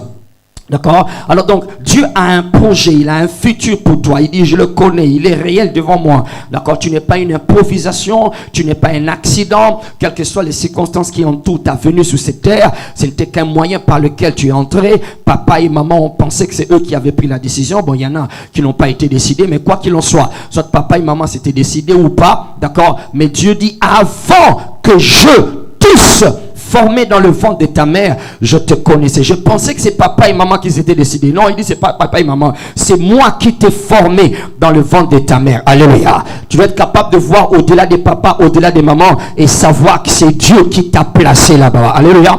Donc tu es ici parce que Dieu a un projet, il a un plan pour toi. Et ce plan-là, c'est ce que nous sommes en train d'appeler ici le futur qu'il a réservé pour toi. Mais malheureusement aussi, le diable aussi a ses projets, le diable a ses intentions. D'accord? Il dit dans Jean 10, verset 10, il ne vient que pour faire quoi? Voler, égorger et détruire. Il a un plan de te voler, il a un plan de t'égorger, il a un plan de te détruire. Le beau gâté. C'est un plan que le diable a. Donc, lui aussi il a un projet, d'accord? Tout ce qu'il fait n'a que trois buts. Son onction ne peut accomplir que trois choses: voler, égorger et détruire, et rien d'autre. Quand c'est en dehors de Dieu, tout le reste c'est voler, égorger et détruire. Quand c'est en dehors des plans de Dieu, tout le reste c'est voler, égorger et détruire. Quand c'est contraire à ce que Dieu veut, tout le reste c'est de voler, égorger et détruire. Alors soit tu entres dans le futur que Dieu a préparé, ou bien tu continues à subir le futur que le diable a préparé. Alléluia. Ma prière, c'est que tu entres, toi et moi, nous entrions dans le futur que Dieu a préparé, et nous allons témoigner. Dis amen comme quelqu'un qui le croit. Alors pour entrer dans ce futur, il n'y a pas moins que l'esprit de foi. L'esprit de foi, c'est celui qui doit nous animer pour entrer dans le futur. Si je dois entrer dans le futur, je dois donc fonctionner 24 heures sur 24 dans un état de foi, parce qu'il y a beaucoup de choses, comme je le disais, il y a beaucoup d'embouteillages qui font que tu ne puisses pas entrer dans ce futur. Si tu veux opérer manuellement, tu dois opérer automatiquement pour que tu entres dans ce futur-là. Alléluia. Quelqu'un va y entrer ici. Alors rapidement, les humains, initialement parlant, les humains dans les plans de Dieu, originellement parlant, ils n'étaient pas censés être influencés. Écoute-moi très bien, les humains n'étaient pas censés être influencés par un autre esprit, si ce n'est que Dieu lui-même. Amen. Jean 4, 24, il dit que Dieu est esprit. D'accord? Quand Dieu a créé les humains, il n'était pas initialement prévu que les humains soient influencés par un autre esprit, si ce n'est que Dieu le Créateur. Le Créateur lui-même, c'est lui seul qui avait le droit d'influencer l'être humain, d'accord? Quand il a créé l'homme, il a fabriqué, il a façonné par la poussière, et puis il a soufflé le neshama, qui est le souffle de Dieu, le souffle, l'énergie de Dieu qui est entrée dans l'homme, et l'homme a été rendu, d'accord? Il a commencé à être animé par ce souffle de Dieu qui était placé en lui par le Créateur. Alors, c'est ce souffle-là qui était en train de l'animer. Alors, il était animé directement par Dieu ou indirectement selon le degré, mais je n'aurai pas le temps d'expliquer cela, d'accord? Il était directement ou indirectement animé par le souffle de Dieu, et l'homme a commencé à vivre sur la terre, d'accord? Et jusque-là, il n'y avait que Dieu qui pouvait influencer l'homme, parce que l'esprit humain qui était dans l'homme venait de Dieu, ça ne venait pas de l'homme lui-même, ça venait de Dieu. Alors jusque-là, le diable n'avait aucune influence sur l'être humain, bien qu'il existait déjà, il était déjà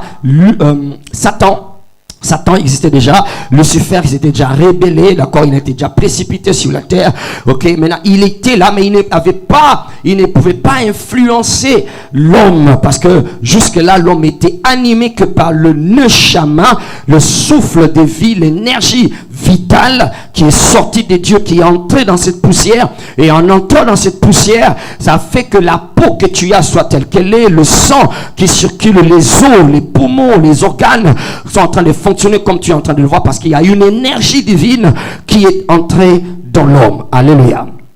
Amen. Et quand j'ai dit directement ou indirectement, j'aurais la difficulté à expliquer ça, le temps est trop court, d'accord? Vous allez remarquer que quand Dieu a planté l'homme, a placé l'homme dans le jardin d'Éden, d'accord? L'homme ne demandait pas à Dieu ce qu'il devrait faire. L'homme ne consultait pas Dieu. Il ne priait pas, d'accord? L'homme était seulement en train de faire ce qu'il était en train de faire sans consulter Dieu. Ok? Il n'avait pas besoin de demander l'avis de Dieu pour qu'il fasse quelque chose, d'accord? C'était comme ça que c'était prévu. Donc l'homme, dans ce cas-là, il n'était pas directement influencé par Dieu. Par contre, Dieu visitait l'homme chaque soir pour voir ce que l'homme a fait, d'accord, à partir des capacités qu'il a placées en lui. Il le visitait, il s'entretenait avec lui, et puis il rentrait, au ciel, d'accord. Alléluia. Il rentrait en esprit, pour ne pas dire au ciel, d'accord. Il rentrait en esprit. Alors Dieu venait dans le monde physique le soir, il s'entretenait avec l'homme, et puis il retournait, d'accord, en esprit. Alors c'était la seule influence que l'être humain avait de la part du monde des esprits. Maintenant, quand l'homme a chuté, quand il a péché dans le jardin d'Éden, d'accord, l'homme a ouvert la voie, il a ouvert la porte pour qu'il n'y ait pas que l'esprit neshama ou l'énergie que Dieu a placée en lui soit capable de l'influencer. L'homme s'est créé, des voies pour que d'autres esprits, pas seulement celui de Dieu, puisse commencer à l'influencer. Il s'est ouvert au monde des esprits. Le diable aussi avait le droit de visiter l'homme, mais pas de l'influencer. Avant le péché, le diable avait le droit de visiter. Il pouvait venir chez l'homme, mais il ne pouvait pas encore l'influencer, parce que c'est l'homme qui avait le pouvoir, c'est lui qui était là, qui avait la domination. Il régnait sur toute la terre. Maintenant, pour qu'il commence à être influencé par les autres esprits, différent de celui de Dieu, il fallait que l'homme désobéisse. Quand il a désobéi à Dieu, alors il a ouvert la voie et il a commencé à recevoir d'autres influences qui venaient du monde des ténèbres, du monde des esprits. Alléluia. Après le péché, maintenant, l'homme n'était plus seulement il n'était plus seulement visité par les esprits. Les esprits ne pouvaient plus simplement parler aux humains, ne pouvaient plus simplement solliciter les humains, mais l'homme a commencé à partager sa vie. Et même mieux, il a donné toute sa vie aux esprits des ténèbres, au diable, d'accord? Et il a commencé à partager le territoire et le diable lui en donnait autant qu'il le voulait. Et c'est donc le territoire de la vie des hommes a été envahi par les forces des ténèbres. C'est à partir de ce moment-là que l'homme devrait maintenant commencer à consulter, d'accord, à appeler, à invoquer les esprits, compris Dieu. Il devait commencer à invoquer les esprits. Avant, Dieu ne faisait que descendre le soir. Mais maintenant, là, à cause du péché, il fallait que l'homme prie pour que Dieu vienne, d'accord. Il fallait que l'homme crée un passage légal pour que Dieu vienne. Alors, l'homme a commencé à invoquer Dieu, à attirer les esprits, aussi à être attiré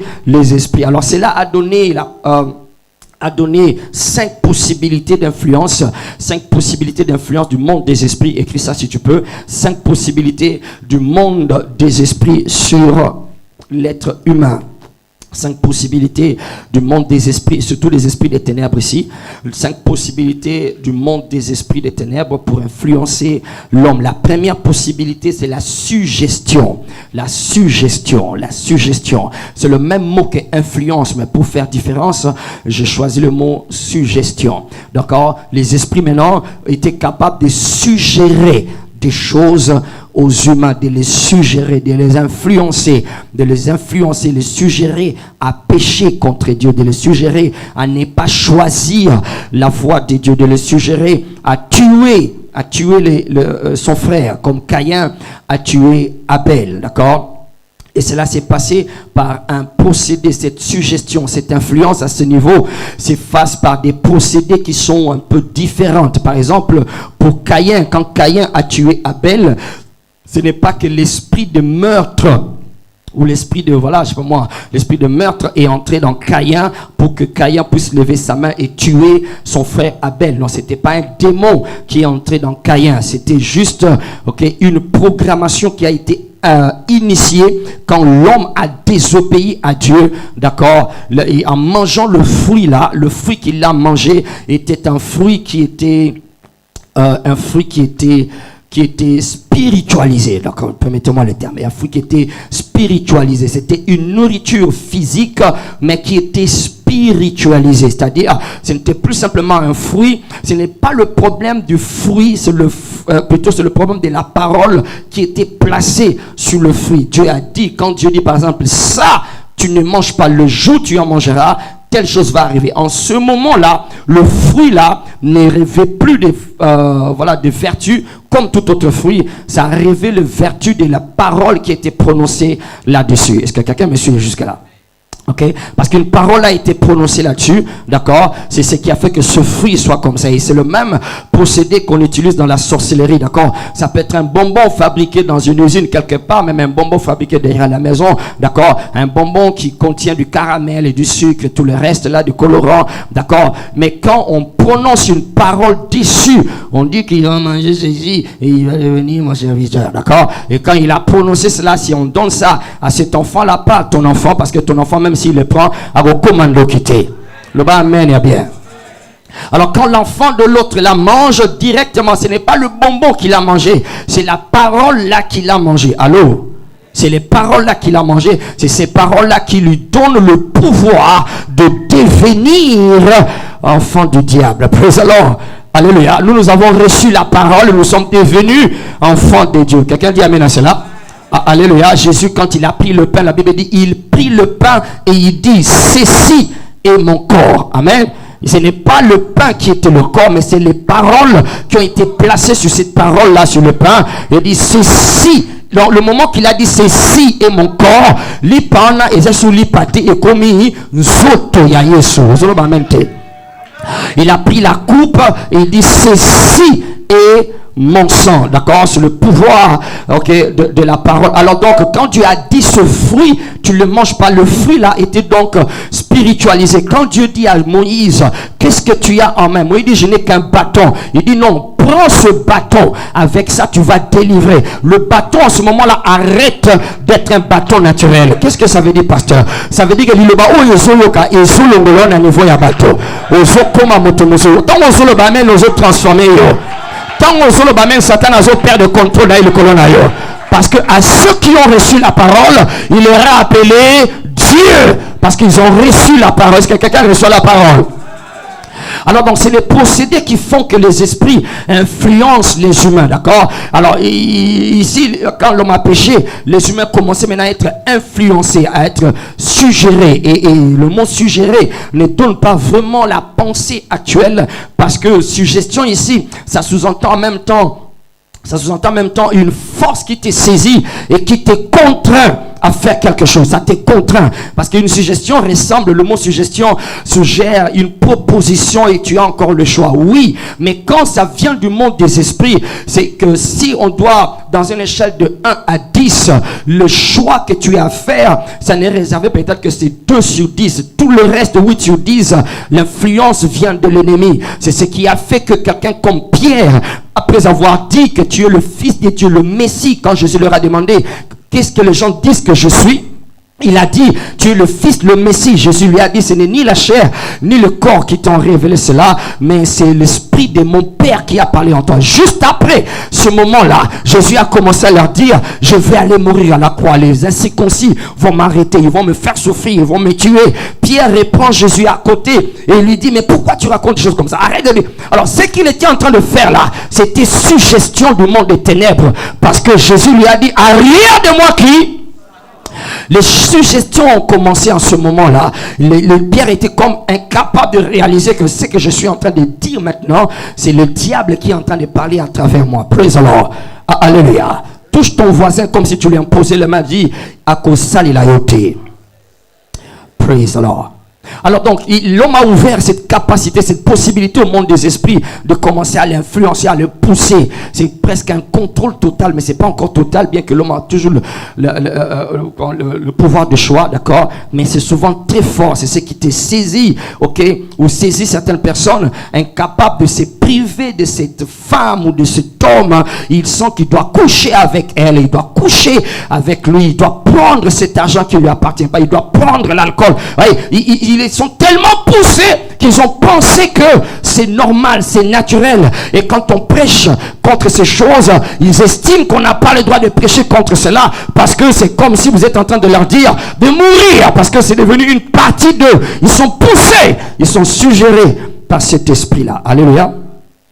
Alors donc l'homme a ouvert cette possibilité premièrement à des suggestions. Deuxièmement, il a ouvert la possibilité à les manipulations. C'est comme suggestion, mais c'est un peu différent. Manipulation. Dans la manipulation ici, c'est que ton intelligence reste stérile. Ton intelligence reste stérile. Et quand je dis stérile ici, c'est-à-dire que tu ne sais même pas que tu es en train de le faire pendant que tu es en train de le faire. D'accord? Et même après l'avoir fait, tu ne te rends souvent pas compte, ou peut-être plus tard seulement avec une intervention d'un esprit de puissance supérieure, alors tu peux comme te réveiller. Donc il y en a qui sont manipulés. Un autre mot pour la manipulation ici, on appelle ça envoûtement. Envoûtement. La manipulation, c'est dans le cadre de l'envoûtement. Alors, ici, donc, son intelligence ne fonctionne pas du tout, d'accord? Il va commencer quelque chose, il va l'achever, il est sous envoûtement et il le fait quand même, d'accord? Éphésiens 4, verset 17 jusqu'à 19, même jusqu'à 20, même plus.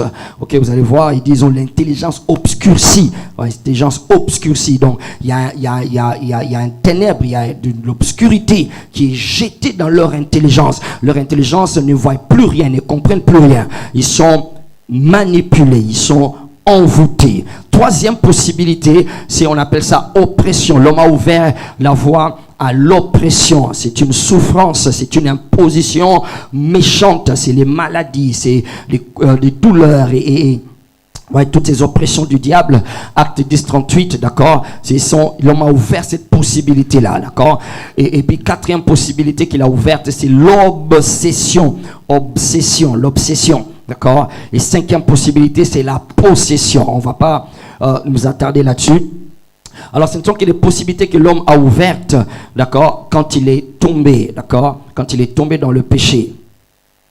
Alors, quelqu'un va se demander, mais pourquoi est-ce que les esprits veulent, pourquoi ils ne restent pas chez eux dans le monde des esprits? Pourquoi ils veulent nous influencer? Moi, j'ai un futur dans lequel je dois accéder, mais pourquoi ils ne restent pas chez eux? Ils viennent nous perturber, nous pourrir la vie. D'accord, pourquoi ils doivent nous déranger? D'accord? Alors, il y a beaucoup de choses à expliquer là, mais c'est important de comprendre. Pour là où nous sommes en train de partir, on va finir très bientôt. C'est que le diable, dans son compte, il ne peut pas simplement rester dans son domaine des esprits, d'accord, sans venir parmi les humains. Pourquoi? Parce que le diable, il est contre tout ce qui est de Dieu, d'accord. Il est devenu Satan parce que il s'est rébellé contre Dieu. C'est l'ennemi de tout ce qui est de Dieu, tout ce qui appartient à Dieu, tout ce qui est de Dieu. Il s'élève contre cela. Et il n'a pas arrêté de le faire. Et alors, pourquoi il continue? Deuxième raison, c'est parce qu'il veut prouver à Dieu, il cherche à prouver à Dieu que tout ce que tu as créé, va te régner. Tout ce que tu as créé va te régner, va te tourner le dos. D'accord? Un peu comme il a fait comme il a fait avec Job. Il voulait prouver à Dieu que Job est en train de te servir parce que tu l'as béni et tout ça. Si tu lui enlèves ces choses-là, Job va se retourner contre toi et il va t'insulter en face. D'accord? Alors, tout ce qu'il est en train de faire, ok, parce qu'il sait qu'il ne lui reste que peu de temps, il faut prouver. Voilà pourquoi il a été chassé du ciel. Il n'y avait plus de place pour lui. Le ciel, ici le ciel veut dire le monde des esprits de Dieu, le monde de lumière. Il a été précipité sur la terre, d'accord. Quelqu'un va se demander, mais pourquoi Bossila n'est qu'on a dans l'eau la terre, pas problème, d'accord. Et il devait venir ici sur cette terre parce que il fallait qu'il prouve, et l'homme a besoin de prouver que tu aimes Dieu non pas parce qu'il t'a béni, tu aimes Dieu non pas parce que tu as la vie, tu aimes Dieu simplement parce que tu l'aimes tel qu'il est. Alléluia. Alors tout ce que le diable est en train de faire, azoloka na vina yo, azoloka ala ki sanzambe ke yo kosela nzambe te, sans ka pambola yo, kosela nzambe te, soka fungolo ba porte te, kosela nzambe te, soka pesho libala te. Alors azolinga prouver, mais ce que malheureusement voisin na yo azopesa Satan a raison. Alléluia. Satan azolinga a raison. Moni parce que azosela, parce que non pambolié te, voilà pourquoi azos mi pesa te. Ba msu bazana parce que nzamba pambolié, alonga suko ye église te, alonga suko sela nzambe ta komina ba excuse belé. Donc bazo pesa Satan a raison. Le bangana ko pesa Satan a raison te. Le ba Satan na ko pesa yo raison te. Le ba na lingi nzambe po nzambe. Na ko salela ye po nzambe. Apesa te na ko banga ye. Yende mokeli na nyonso. Yende mo jalisi na nyonso. Naza awa po na ye. Naza awa parce que salanga ye. Na kompo na Yesu. Alors dis à ton voisin que ça Satan a raison. Praise the Lord. Donc il est là en train de s'immiscer dans nos affaires parce qu'il a un agenda. Il doit le prouver. D'accord? Mais nous n'allons pas le laisser le faire. Amen. Alors Dieu maintenant, pourquoi Dieu aussi s'immisce dans nos affaires? Pourquoi il influence les humains? Dieu le fait pour plusieurs raisons, mais tout se résume en celle-ci. Jacques chapitre 4 verset 5. Jacques chapitre 4 verset 5, il dit: Dieu chérit avec jalousie l'esprit qu'il a placé en nous. Dieu sait que ce que tu es, c'est son investissement. Allô? Alléluia. La Bible dit là où se trouve ton trésor, là où sera quoi? Ton cœur. Dieu a investi, parti en Zambezana Katinayo. Il a soufflé en toi le souffle de vie en tant qu'être humain. Mais en Christ, il a encore ajouté le Ruach Adonai, le Saint-Esprit. Il a placé le Saint-Esprit en toi. Alors il ne peut pas simplement laisser le Saint-Esprit et l'Esprit qu'il a placé en toi entre les mains du diable. Voilà pourquoi Dieu doit s'impliquer. Il s'implique parce qu'il chérit avec jalousie l'esprit qu'il a placé en nous. Parce que Nazan est loko naye. Loban Nazan est loko ensemble. Alléluia. Alors donc Dieu poursuit ta vie parce qu'il a placé ce que tu es celui. D'accord? Faisons l'homme à notre image et à notre what?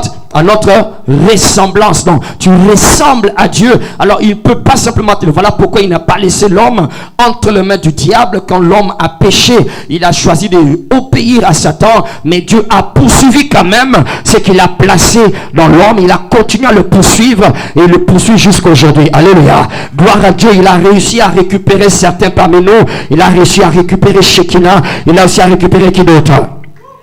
Alléluia. Et je prie que Nengazio Otika été. Alléluia. Le banazana yotina suka. Praise the Lord. Alléluia. Alors donc les hommes sont influencés par les esprits. Alléluia. Alors ici maintenant dans cet épisode, il y avait plusieurs esprits qui étaient là. Dieu dit que Caleb, et Josué aussi sous-entendu, était animé d'un autre esprit. Donc il y avait d'autres esprits qui étaient en train d'influencer les autres pour qui ou sur qui Dieu a dit qu'ils ne vont pas entrer dans leur futur, dans la terre promise, d'accord? Alors si moi et toi et moi, nous avons besoin de pas moins que le Saint-Esprit, l'esprit de foi, d'accord? Quels sont les autres esprits qui peuvent influencer les humains pour qu'ils n'entrent pas dans leur futur? Alléluia. Alléluia. Retiens d'abord ceci. Chaque possession exige une exploration. Chaque possession exige une exploration. Dieu a dit allez posséder la terre promise, mais avant cela, il fallait explorer. Il fallait explorer, envoyer les gens pour l'explorer. Et l'esprit de foi, d'accord, si tu vas explorer sans l'esprit de foi, tu ne vas voir que des fils d'Anak. Tu ne vas voir que des impossibilités. Tu ne vas voir que des difficultés. L'esprit de foi, comme on va le voir plus tard, t'aide à voir les choses dans la perspective de Dieu. Alléluia. C'est ainsi que nous disons deuxièmement, il n'y a pas de possession sans perception. Il n'y a pas de possession sans perception. Ta perception, ta façon de voir, comment tu vois ce que tu vois, comment tu vois l'avenir, comment tu vois ce qui va venir. Est-ce que tu vois que cette affaire va sombrer dans l'échec? Est-ce que tu es en train de voir que tu vas périr dans la pénurie sans rien? Qu'est-ce que tu es en train de voir et comment tu es en train de le voir? Ils étaient partis tous ont vu ce que tout le monde a vu, mais ces deux-là, Josué et Caleb, avec l'esprit de foi, ils ont vu la victoire malgré les fils d'Anak. L'esprit de foi te permet de voir des possibilités en plein milieu d'impossibilités. Oh, je réponds cela. L'esprit de foi te permet de voir des possibilités en plein milieu des impossibilités. Allô? Pas de possession, il n'y a pas de possession sans perception. Le seul problème que la plupart des personnes ont, c'est leur façon de voir. Ils ont vu des fils d'Anak tous, mais d'autres ont vu leur mort. Ils se sont vus comme des sauterelles, mais les autres, ils ont dit que ces fils d'Anak seront notre nourriture. Nous allons les manger. Praise the Lord. L'esprit de foi donc t'aide d'avoir une bonne perception. Troisièmement, il n'y a pas de possession sans qualification.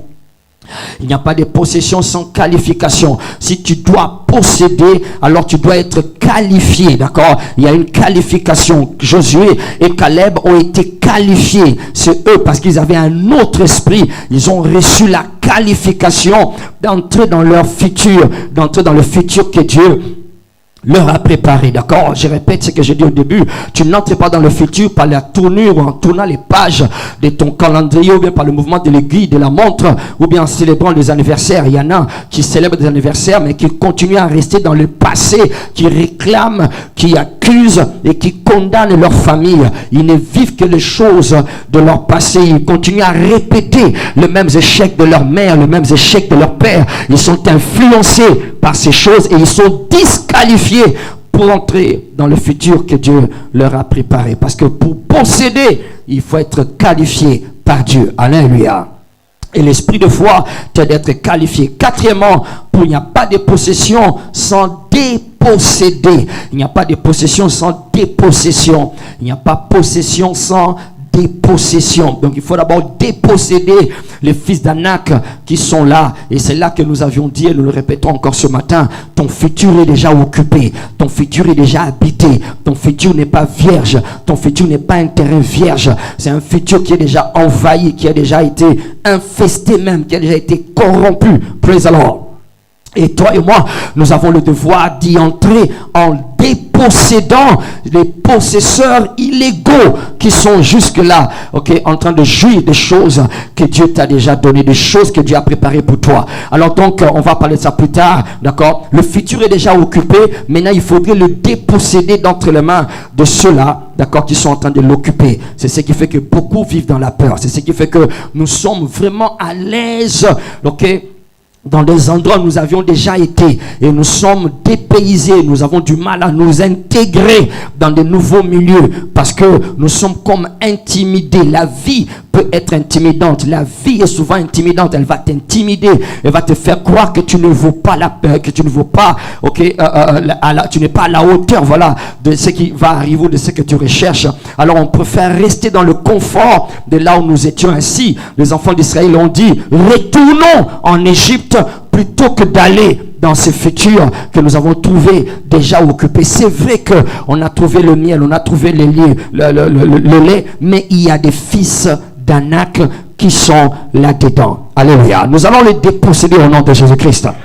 Les fils d'Anak, c'est des conséquences de l'union des anges qui se sont rebellés contre Dieu et ces anges se sont unis à des êtres humains. Ils ont produit une espèce, une créature que Dieu n'avait pas créée. Et ce sont ces espèces-là qu'on appelait les fils d'Anak. C'était les descendants de leur ancêtre qu'on appelait Anak, un géant, d'accord? Ok, je n'aurai pas le temps de montrer qu'est-ce qui s'est passé pour que après le déluge, il y en a qui sont restés, bien que tous étaient morts. Qu'est-ce qui s'est passé après le déluge pour qu'ils réapparaissent encore? Ça, c'est une autre chose. Mais bon, ce sont des descendants des créatures, ok, qui n'ont pas été créés par Dieu. Qu'est-ce que ça veut dire ici? Ça veut dire que ton futur n'est pas occupé par des choses ou par des gens que Dieu a établis. Tout ce que tu vois dans ton futur qui te met la peur, qui t'intimide, ce n'est pas Dieu qui les a placés. Que ça soit grand, que ça soit petit, que ça soit méchant ou que ça soit gentil, ce n'est pas Dieu qui l'a placé. Et cela me suffit de savoir que ce n'est pas Dieu qui l'a placé. Qu'est-ce que ça veut dire? Ça veut dire que si ce n'est pas Dieu qui a fait cela, c'est que moi je vais le déposséder. Alléluia. Parce que tout ce que Dieu n'a pas fait, tu as le pouvoir dessus. Oh, j'aimerais répéter cela. Tout ce que Dieu n'a pas fait, tout ce que Dieu n'a pas planté, tout ce que Dieu n'a pas organisé, tu as le pouvoir au-dessus. Même si c'est fort, même si c'est plus dur, même si c'est plus élancé, même si c'est plus que ton argent, même si c'est plus que ton compte en banque, aussi longtemps que ce n'est pas Dieu qui l'a placé. Maladie, même si c'est un docteur qui l'a analysé, mais ce n'est pas Dieu qui l'a placé. Le blocage là, même si c'est organisé par la méchanceté, le complot des humains, du moment que ce n'est pas Dieu qui a fait cela, oh my God, alléluia, dis avec moi, comme les Nzambete, na kolonga yango. C'est ce que Caleb était en train de dire. Du moment que ce n'est pas Dieu qui les a placés, c'est fini, ils n'ont pas de couverture. Je suis venu vraiment renforcer la foi de quelqu'un quelque part ici.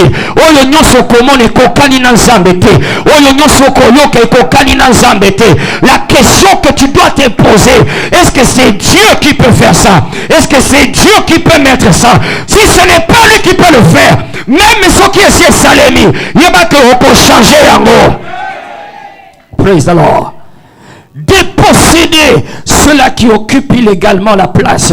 Cinquièmement, il n'y a pas de possession sans occupation. Et tout cela, c'est l'esprit de foi qui nous rend capables. Il nous rend capables d'explorer. Il nous rend capables de percevoir. Il nous rend capables d'être qualifiés. Il nous rend capables de déposséder les autres. Et il nous rend capables d'occuper l'espace. Occuper l'espace. Quelqu'un ici, tu vas occuper le territoire de ton futur. Au famille.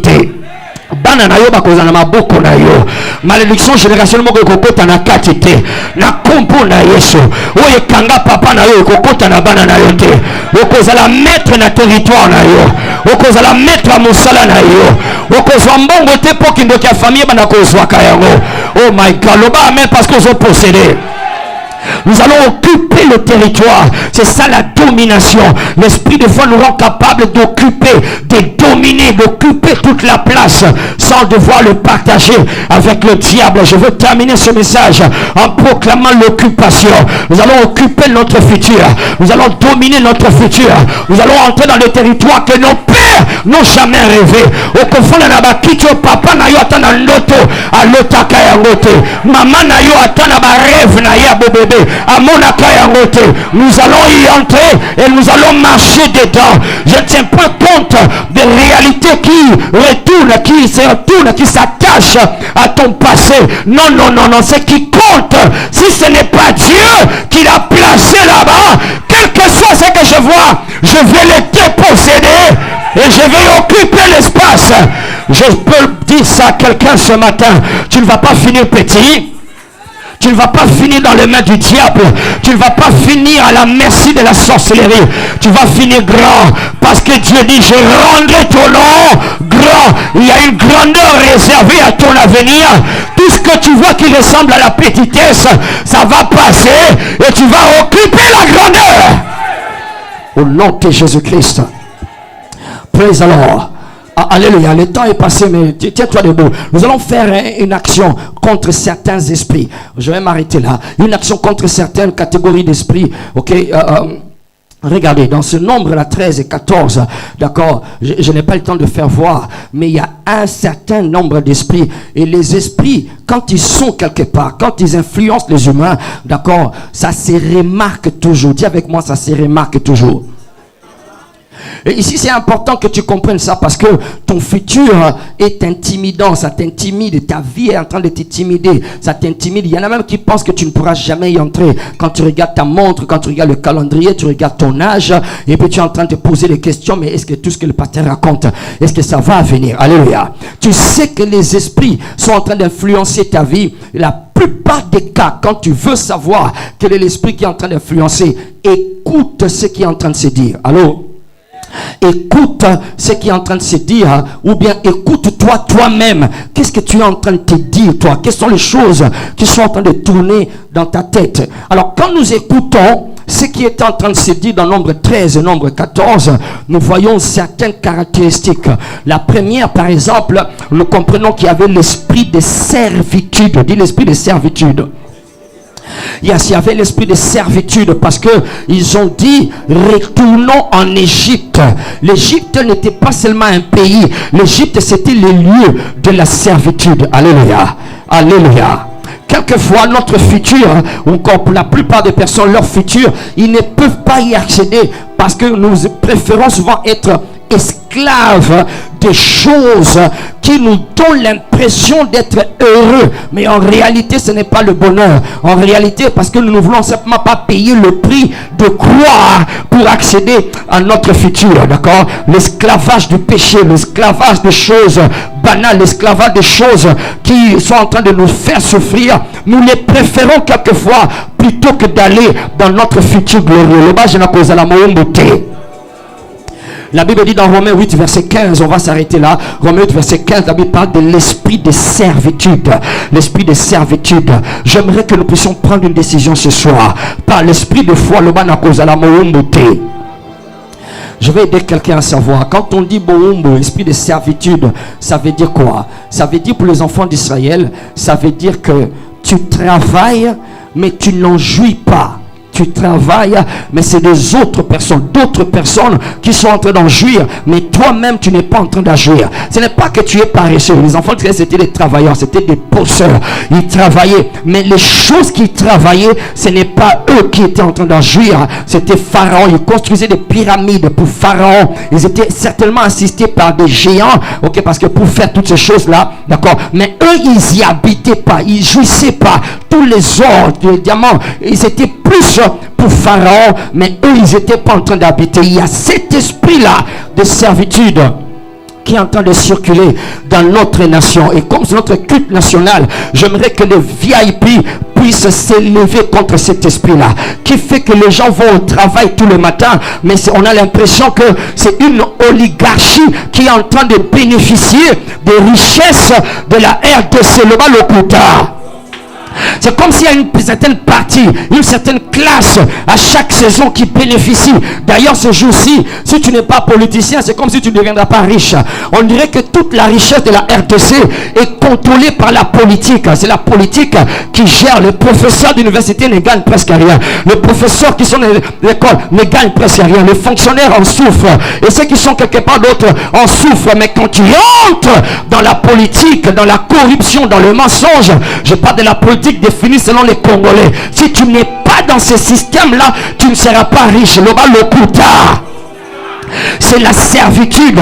Ça fait que d'autres personnes transpirent, d'autres personnes travaillent, d'autres personnes sortent le matin. Ils se donnent la peine d'avoir des diplômes. Les parents payent des études pour leurs enfants, mais tout se termine entre les mains des autres qui se construisent des maisons. D'ailleurs, ils investissent presque même pas dans leur propre nation. Ils investissent même pas. Ils construisent ils construisent ailleurs. Ils mettent leurs femmes dans Makangu, dans les hôtels. Je veux croire que Dieu veut délivrer un VIP de la servitude. Le bana bakozwangate. Dis-le bien, bakozwangate. Au nom de Jésus-Christ. C'est comme si les autres travaillent et d'autres en bénéficient. My God, je prie qu'un VIP soit délivré de la servitude. Au nom de Jésus-Christ. Lève tes mains, dis Père. Au nom de Jésus. L'esprit de servitude. L'esprit de servitude qui contrôle les Congolais, l'esprit de servitude qui fait tourner en rond, sans entrer dans le futur, sans jouir le futur, sans jouir du futur que tu as préparé pour nous. Par l'esprit de foi, je m'en libère, je m'en libère. Nazo pundisa yango, na kosonga Egypte, olongolanga na boumbo, pona kota na liberté. Olongolanga na boumbo pour vivre dans la liberté, pour dominer dans la liberté. Au nom de Jésus-Christ, Nansela nangaye batuba kokangolama, Nansela nangaye mabote kokangolama, Nansela nangaye mabota ekolia ebele. Pas seulement na kozala libre, ya kozwa futur oyo bomba na RDC pour nangaye, mais Nansela liberté nangaye ebele bakosepela. RTC kosepela, politique kosepela, économie kosepela, biloko nyonso kosepela, parce que mutu moko aza libre. Mutu moko aza libéré. Est-ce que mutu moko aza libre? Nazokota futur oyo. Au nom de Jésus. Je me tiens sur ta parole. Par l'esprit de foi. Nazobundisa. L'esprit ya servitude. Okozwanga mawumbu na yo. RDC oyo. Nakozala jamais mawumbu na yo. Et maintenant, je ne céderai pas la servitude. Je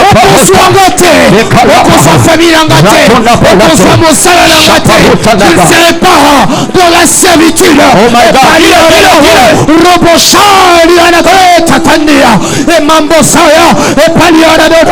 Je ne serai pas à la servitude. Et Maru à la gadea. Et Tozi à la bas. Mon salanangai. Et Kompotambuma. Et Pouli à la bas. La Kuliango. Et Pali à la desa. Et Poutakata. Et Poutakata. Et Piara à la et Manana. Je ne serai pas à la servitude. Il Pali à la gadea. Et Mando Sapa. Il Pala Kota. Il Pala Tazukote. Liara Mamona. Au nom de Jésus. Au nom de Jésus. Et Pali à la da. Je viens le déclarer ce soir, ce matin. Et Tapou à la qui à la terre. Que je ne serai pas la servitude. Mon Seigneur ne serai pas dans cette servitude par l'esprit de foi. Par l'esprit de foi, je me tiens en ces lieux pour les déclarer, pour les dire. Mes enfants ne seront pas à la servitude. Et Paris à la gâteau. Et Paris à la gâteau. Paris à la gâteau.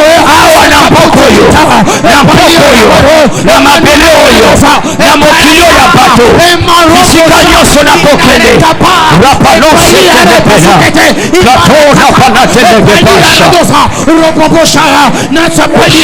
c'est que Dieu a promis pour moi c'est que Dieu a promis, c'est que Dieu a dit, je vais le voir parce que c'est Dieu qui l'a dit, parce que c'est Dieu.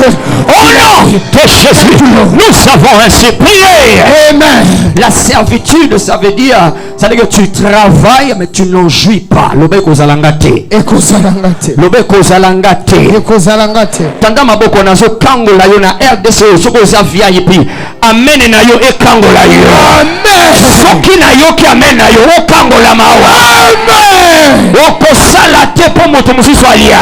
Amen. Okotoka te po mutu mususu atonda. Amen. Okobota bana te po kindoke famille elia bango. Amen. Okobala te po mutu mususu adondwa. Amen. Mutu moko te kosalela énergie na yo. Amen. Mutu moko te kosalela étoile na yo. Amen. In the name of Jesus. Amen. Lobana zama umbute. Écoute ça, c'est deuxièmement l'esprit de servitude. Ils ont dit ceci. Ils ont dit, nous allons retourner là-bas. Là-bas, au moins, nous mangeons des concombres. Alors, nous mangeons des concombres. L'esprit de servitude, ça fait que tu puisses te réjouir des miettes. Le bas miettes. Miettes, ça veut dire mike miko eko ya kana mesa. Alors, ateza mike mike. Donc, c'est l'ingala pende pesa ka image ya miettes bien te. Alors, miettes za mike mike te. Miettes zali musuzu lipa non mona te lipa mulino ko ina se. Soko kwa ina so lungo logota mama olbani tika yango n'est-ce pas les amunene mes amiettes allo yes ba musu allo yes ba musu ba olia biloko minene mais ozu yango wapi aja ona se loba na olia na sete loba ngana fanda kana mesa na liaka na mikolo oh alléluia alléluia na okozwa voiture mozi yango na kindumba est-ce que on les a biloko olia les amiettes les amunene mais za wapi na se ozu yango na se. Praise the Lord. Hallelujah. Otonginda ku parce que sacrifier batu. Otonginda ku parce que yibimbongo batu. Yalo bimi ganki okini, okena Rwanda, okebisika mso otonginda ku obike oza ganki te oza yuma. Praise the Lord. Hallelujah. Il y a des gens ici où otonga ba villa na propre. Otonga ba cité na nenga propre. Le bana zamo umbuté. Ils se sont contentés, ils regrettaient les concombres de l'Égypte. Dieu va te délivrer des miettes. L'esprit de foi fait que tu choisis les meilleurs. Amen. Tu vas manger la meilleure portion. Amen. Meilleur, s'il ne veut pas seulement dire grand, ça veut dire quelque chose qui est propre, quelque chose qui rend gloire à Dieu, quelque chose que tu peux témoigner à haute voix sans cacher une partie du témoignage. Lève tes mains du Père. Au nom de Jésus. Au nom de Jésus. Donne-moi ma miette. Donne-moi ma miette. Donne-moi ma miette. Donne-moi ma miette.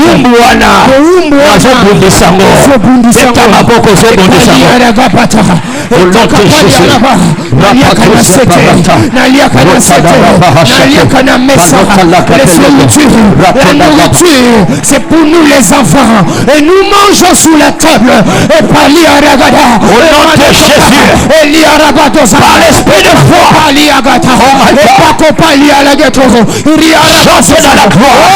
je m'assois dans la gloire, je participe à la gloire, pas d'esclavage, pas de miettes, au nom de Jésus, une promotion avec gloire, la bénédiction avec gloire. Je ne crasse pas les autres pour monter, je ne vole pas les autres pour monter, au nom de Jésus, mon livre va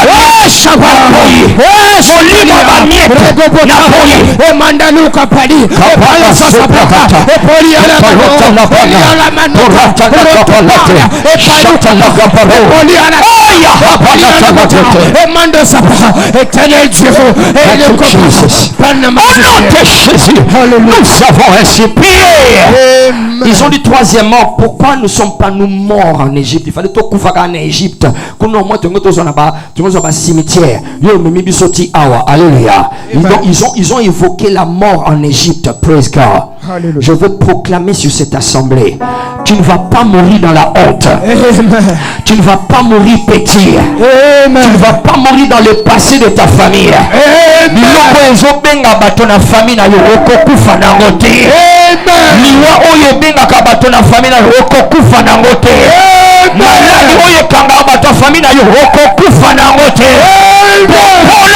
kangaka bato na famille na yo okokufa nango te. Au nom de Jésus. Au nom de Jésus. Au nom de Jésus. Tout ce qui m'accuse, tout ce qui m'accuse, qui me réclame, qui me réclame, qui me condamne dans mon passé, tout ce qui est attaché à ma famille, tout ce qui est attaché de ma famille, qui réclame les Congolais, tout ce qui réclame les tout ce qui réclame les gens de cette nation, tout ce qui réclame les gens de cette nation, je ne réponds pas, j'avance dans mon futur, j'avance dans mon avenir, j'avance dans les choses que Dieu m'a préparées, les choses que Dieu n'a préparées. Au nom de Jésus-Christ,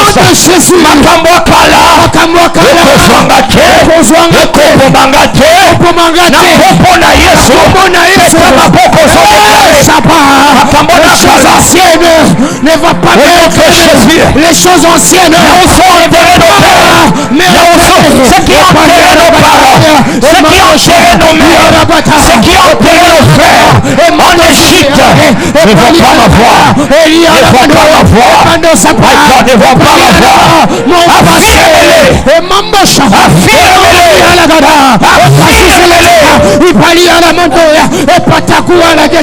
Mon passé ne va pas me réclamer, les choses de ma famille ne va pas me réclamer, et Maroua la guetta, parce que par l'esprit ils veulent que tu meurs comme les autres, ils veulent que tu meurs comme les Congolais. Je ne vais pas mourir comme tout le monde. Rien de ces choses ne va m'avoir. Au nom de Jésus, rien de ces choses ne va m'abattre. Ce qui a tué mon père ne va pas me tuer. Ce qui a tué ma mère ne va pas me tuer. Ce qui tuait les gens en Égypte dans le passé ne va pas me tuer.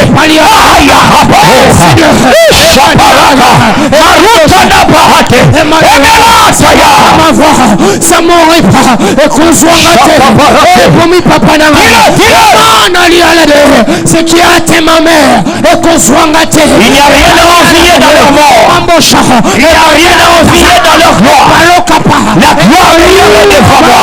La gloire meilleure est devant moi. Parosha, Rabanata, Parota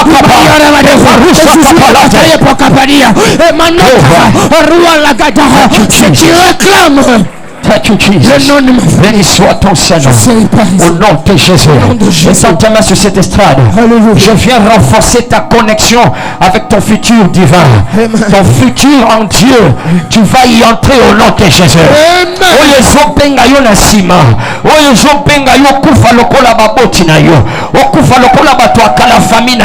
Il n'y a rien à prendre là-bas. Il n'y a rien à envier là-bas. Ton futur est plus glorieux que ton passé. Ton futur est plus glorieux que ton passé. Ce qui rattrapait les gens hier, je te déconnecte au nom de Jésus. Là où ils ont enterré, toi tu ne seras pas enterré là-bas.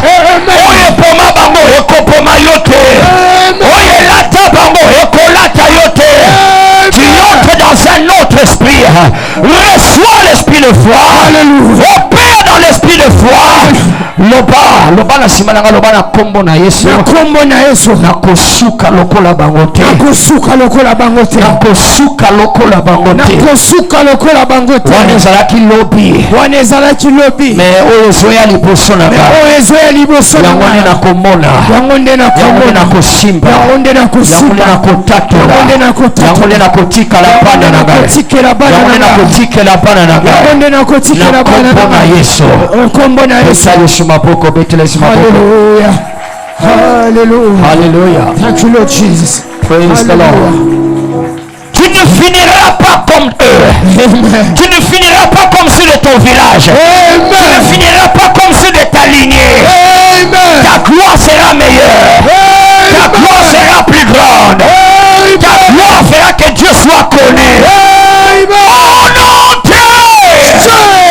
Amen. Acclame une fois, acclame le Seigneur. Hallelujah. Que Dieu soit béni. Praise the Lord. Hallelujah.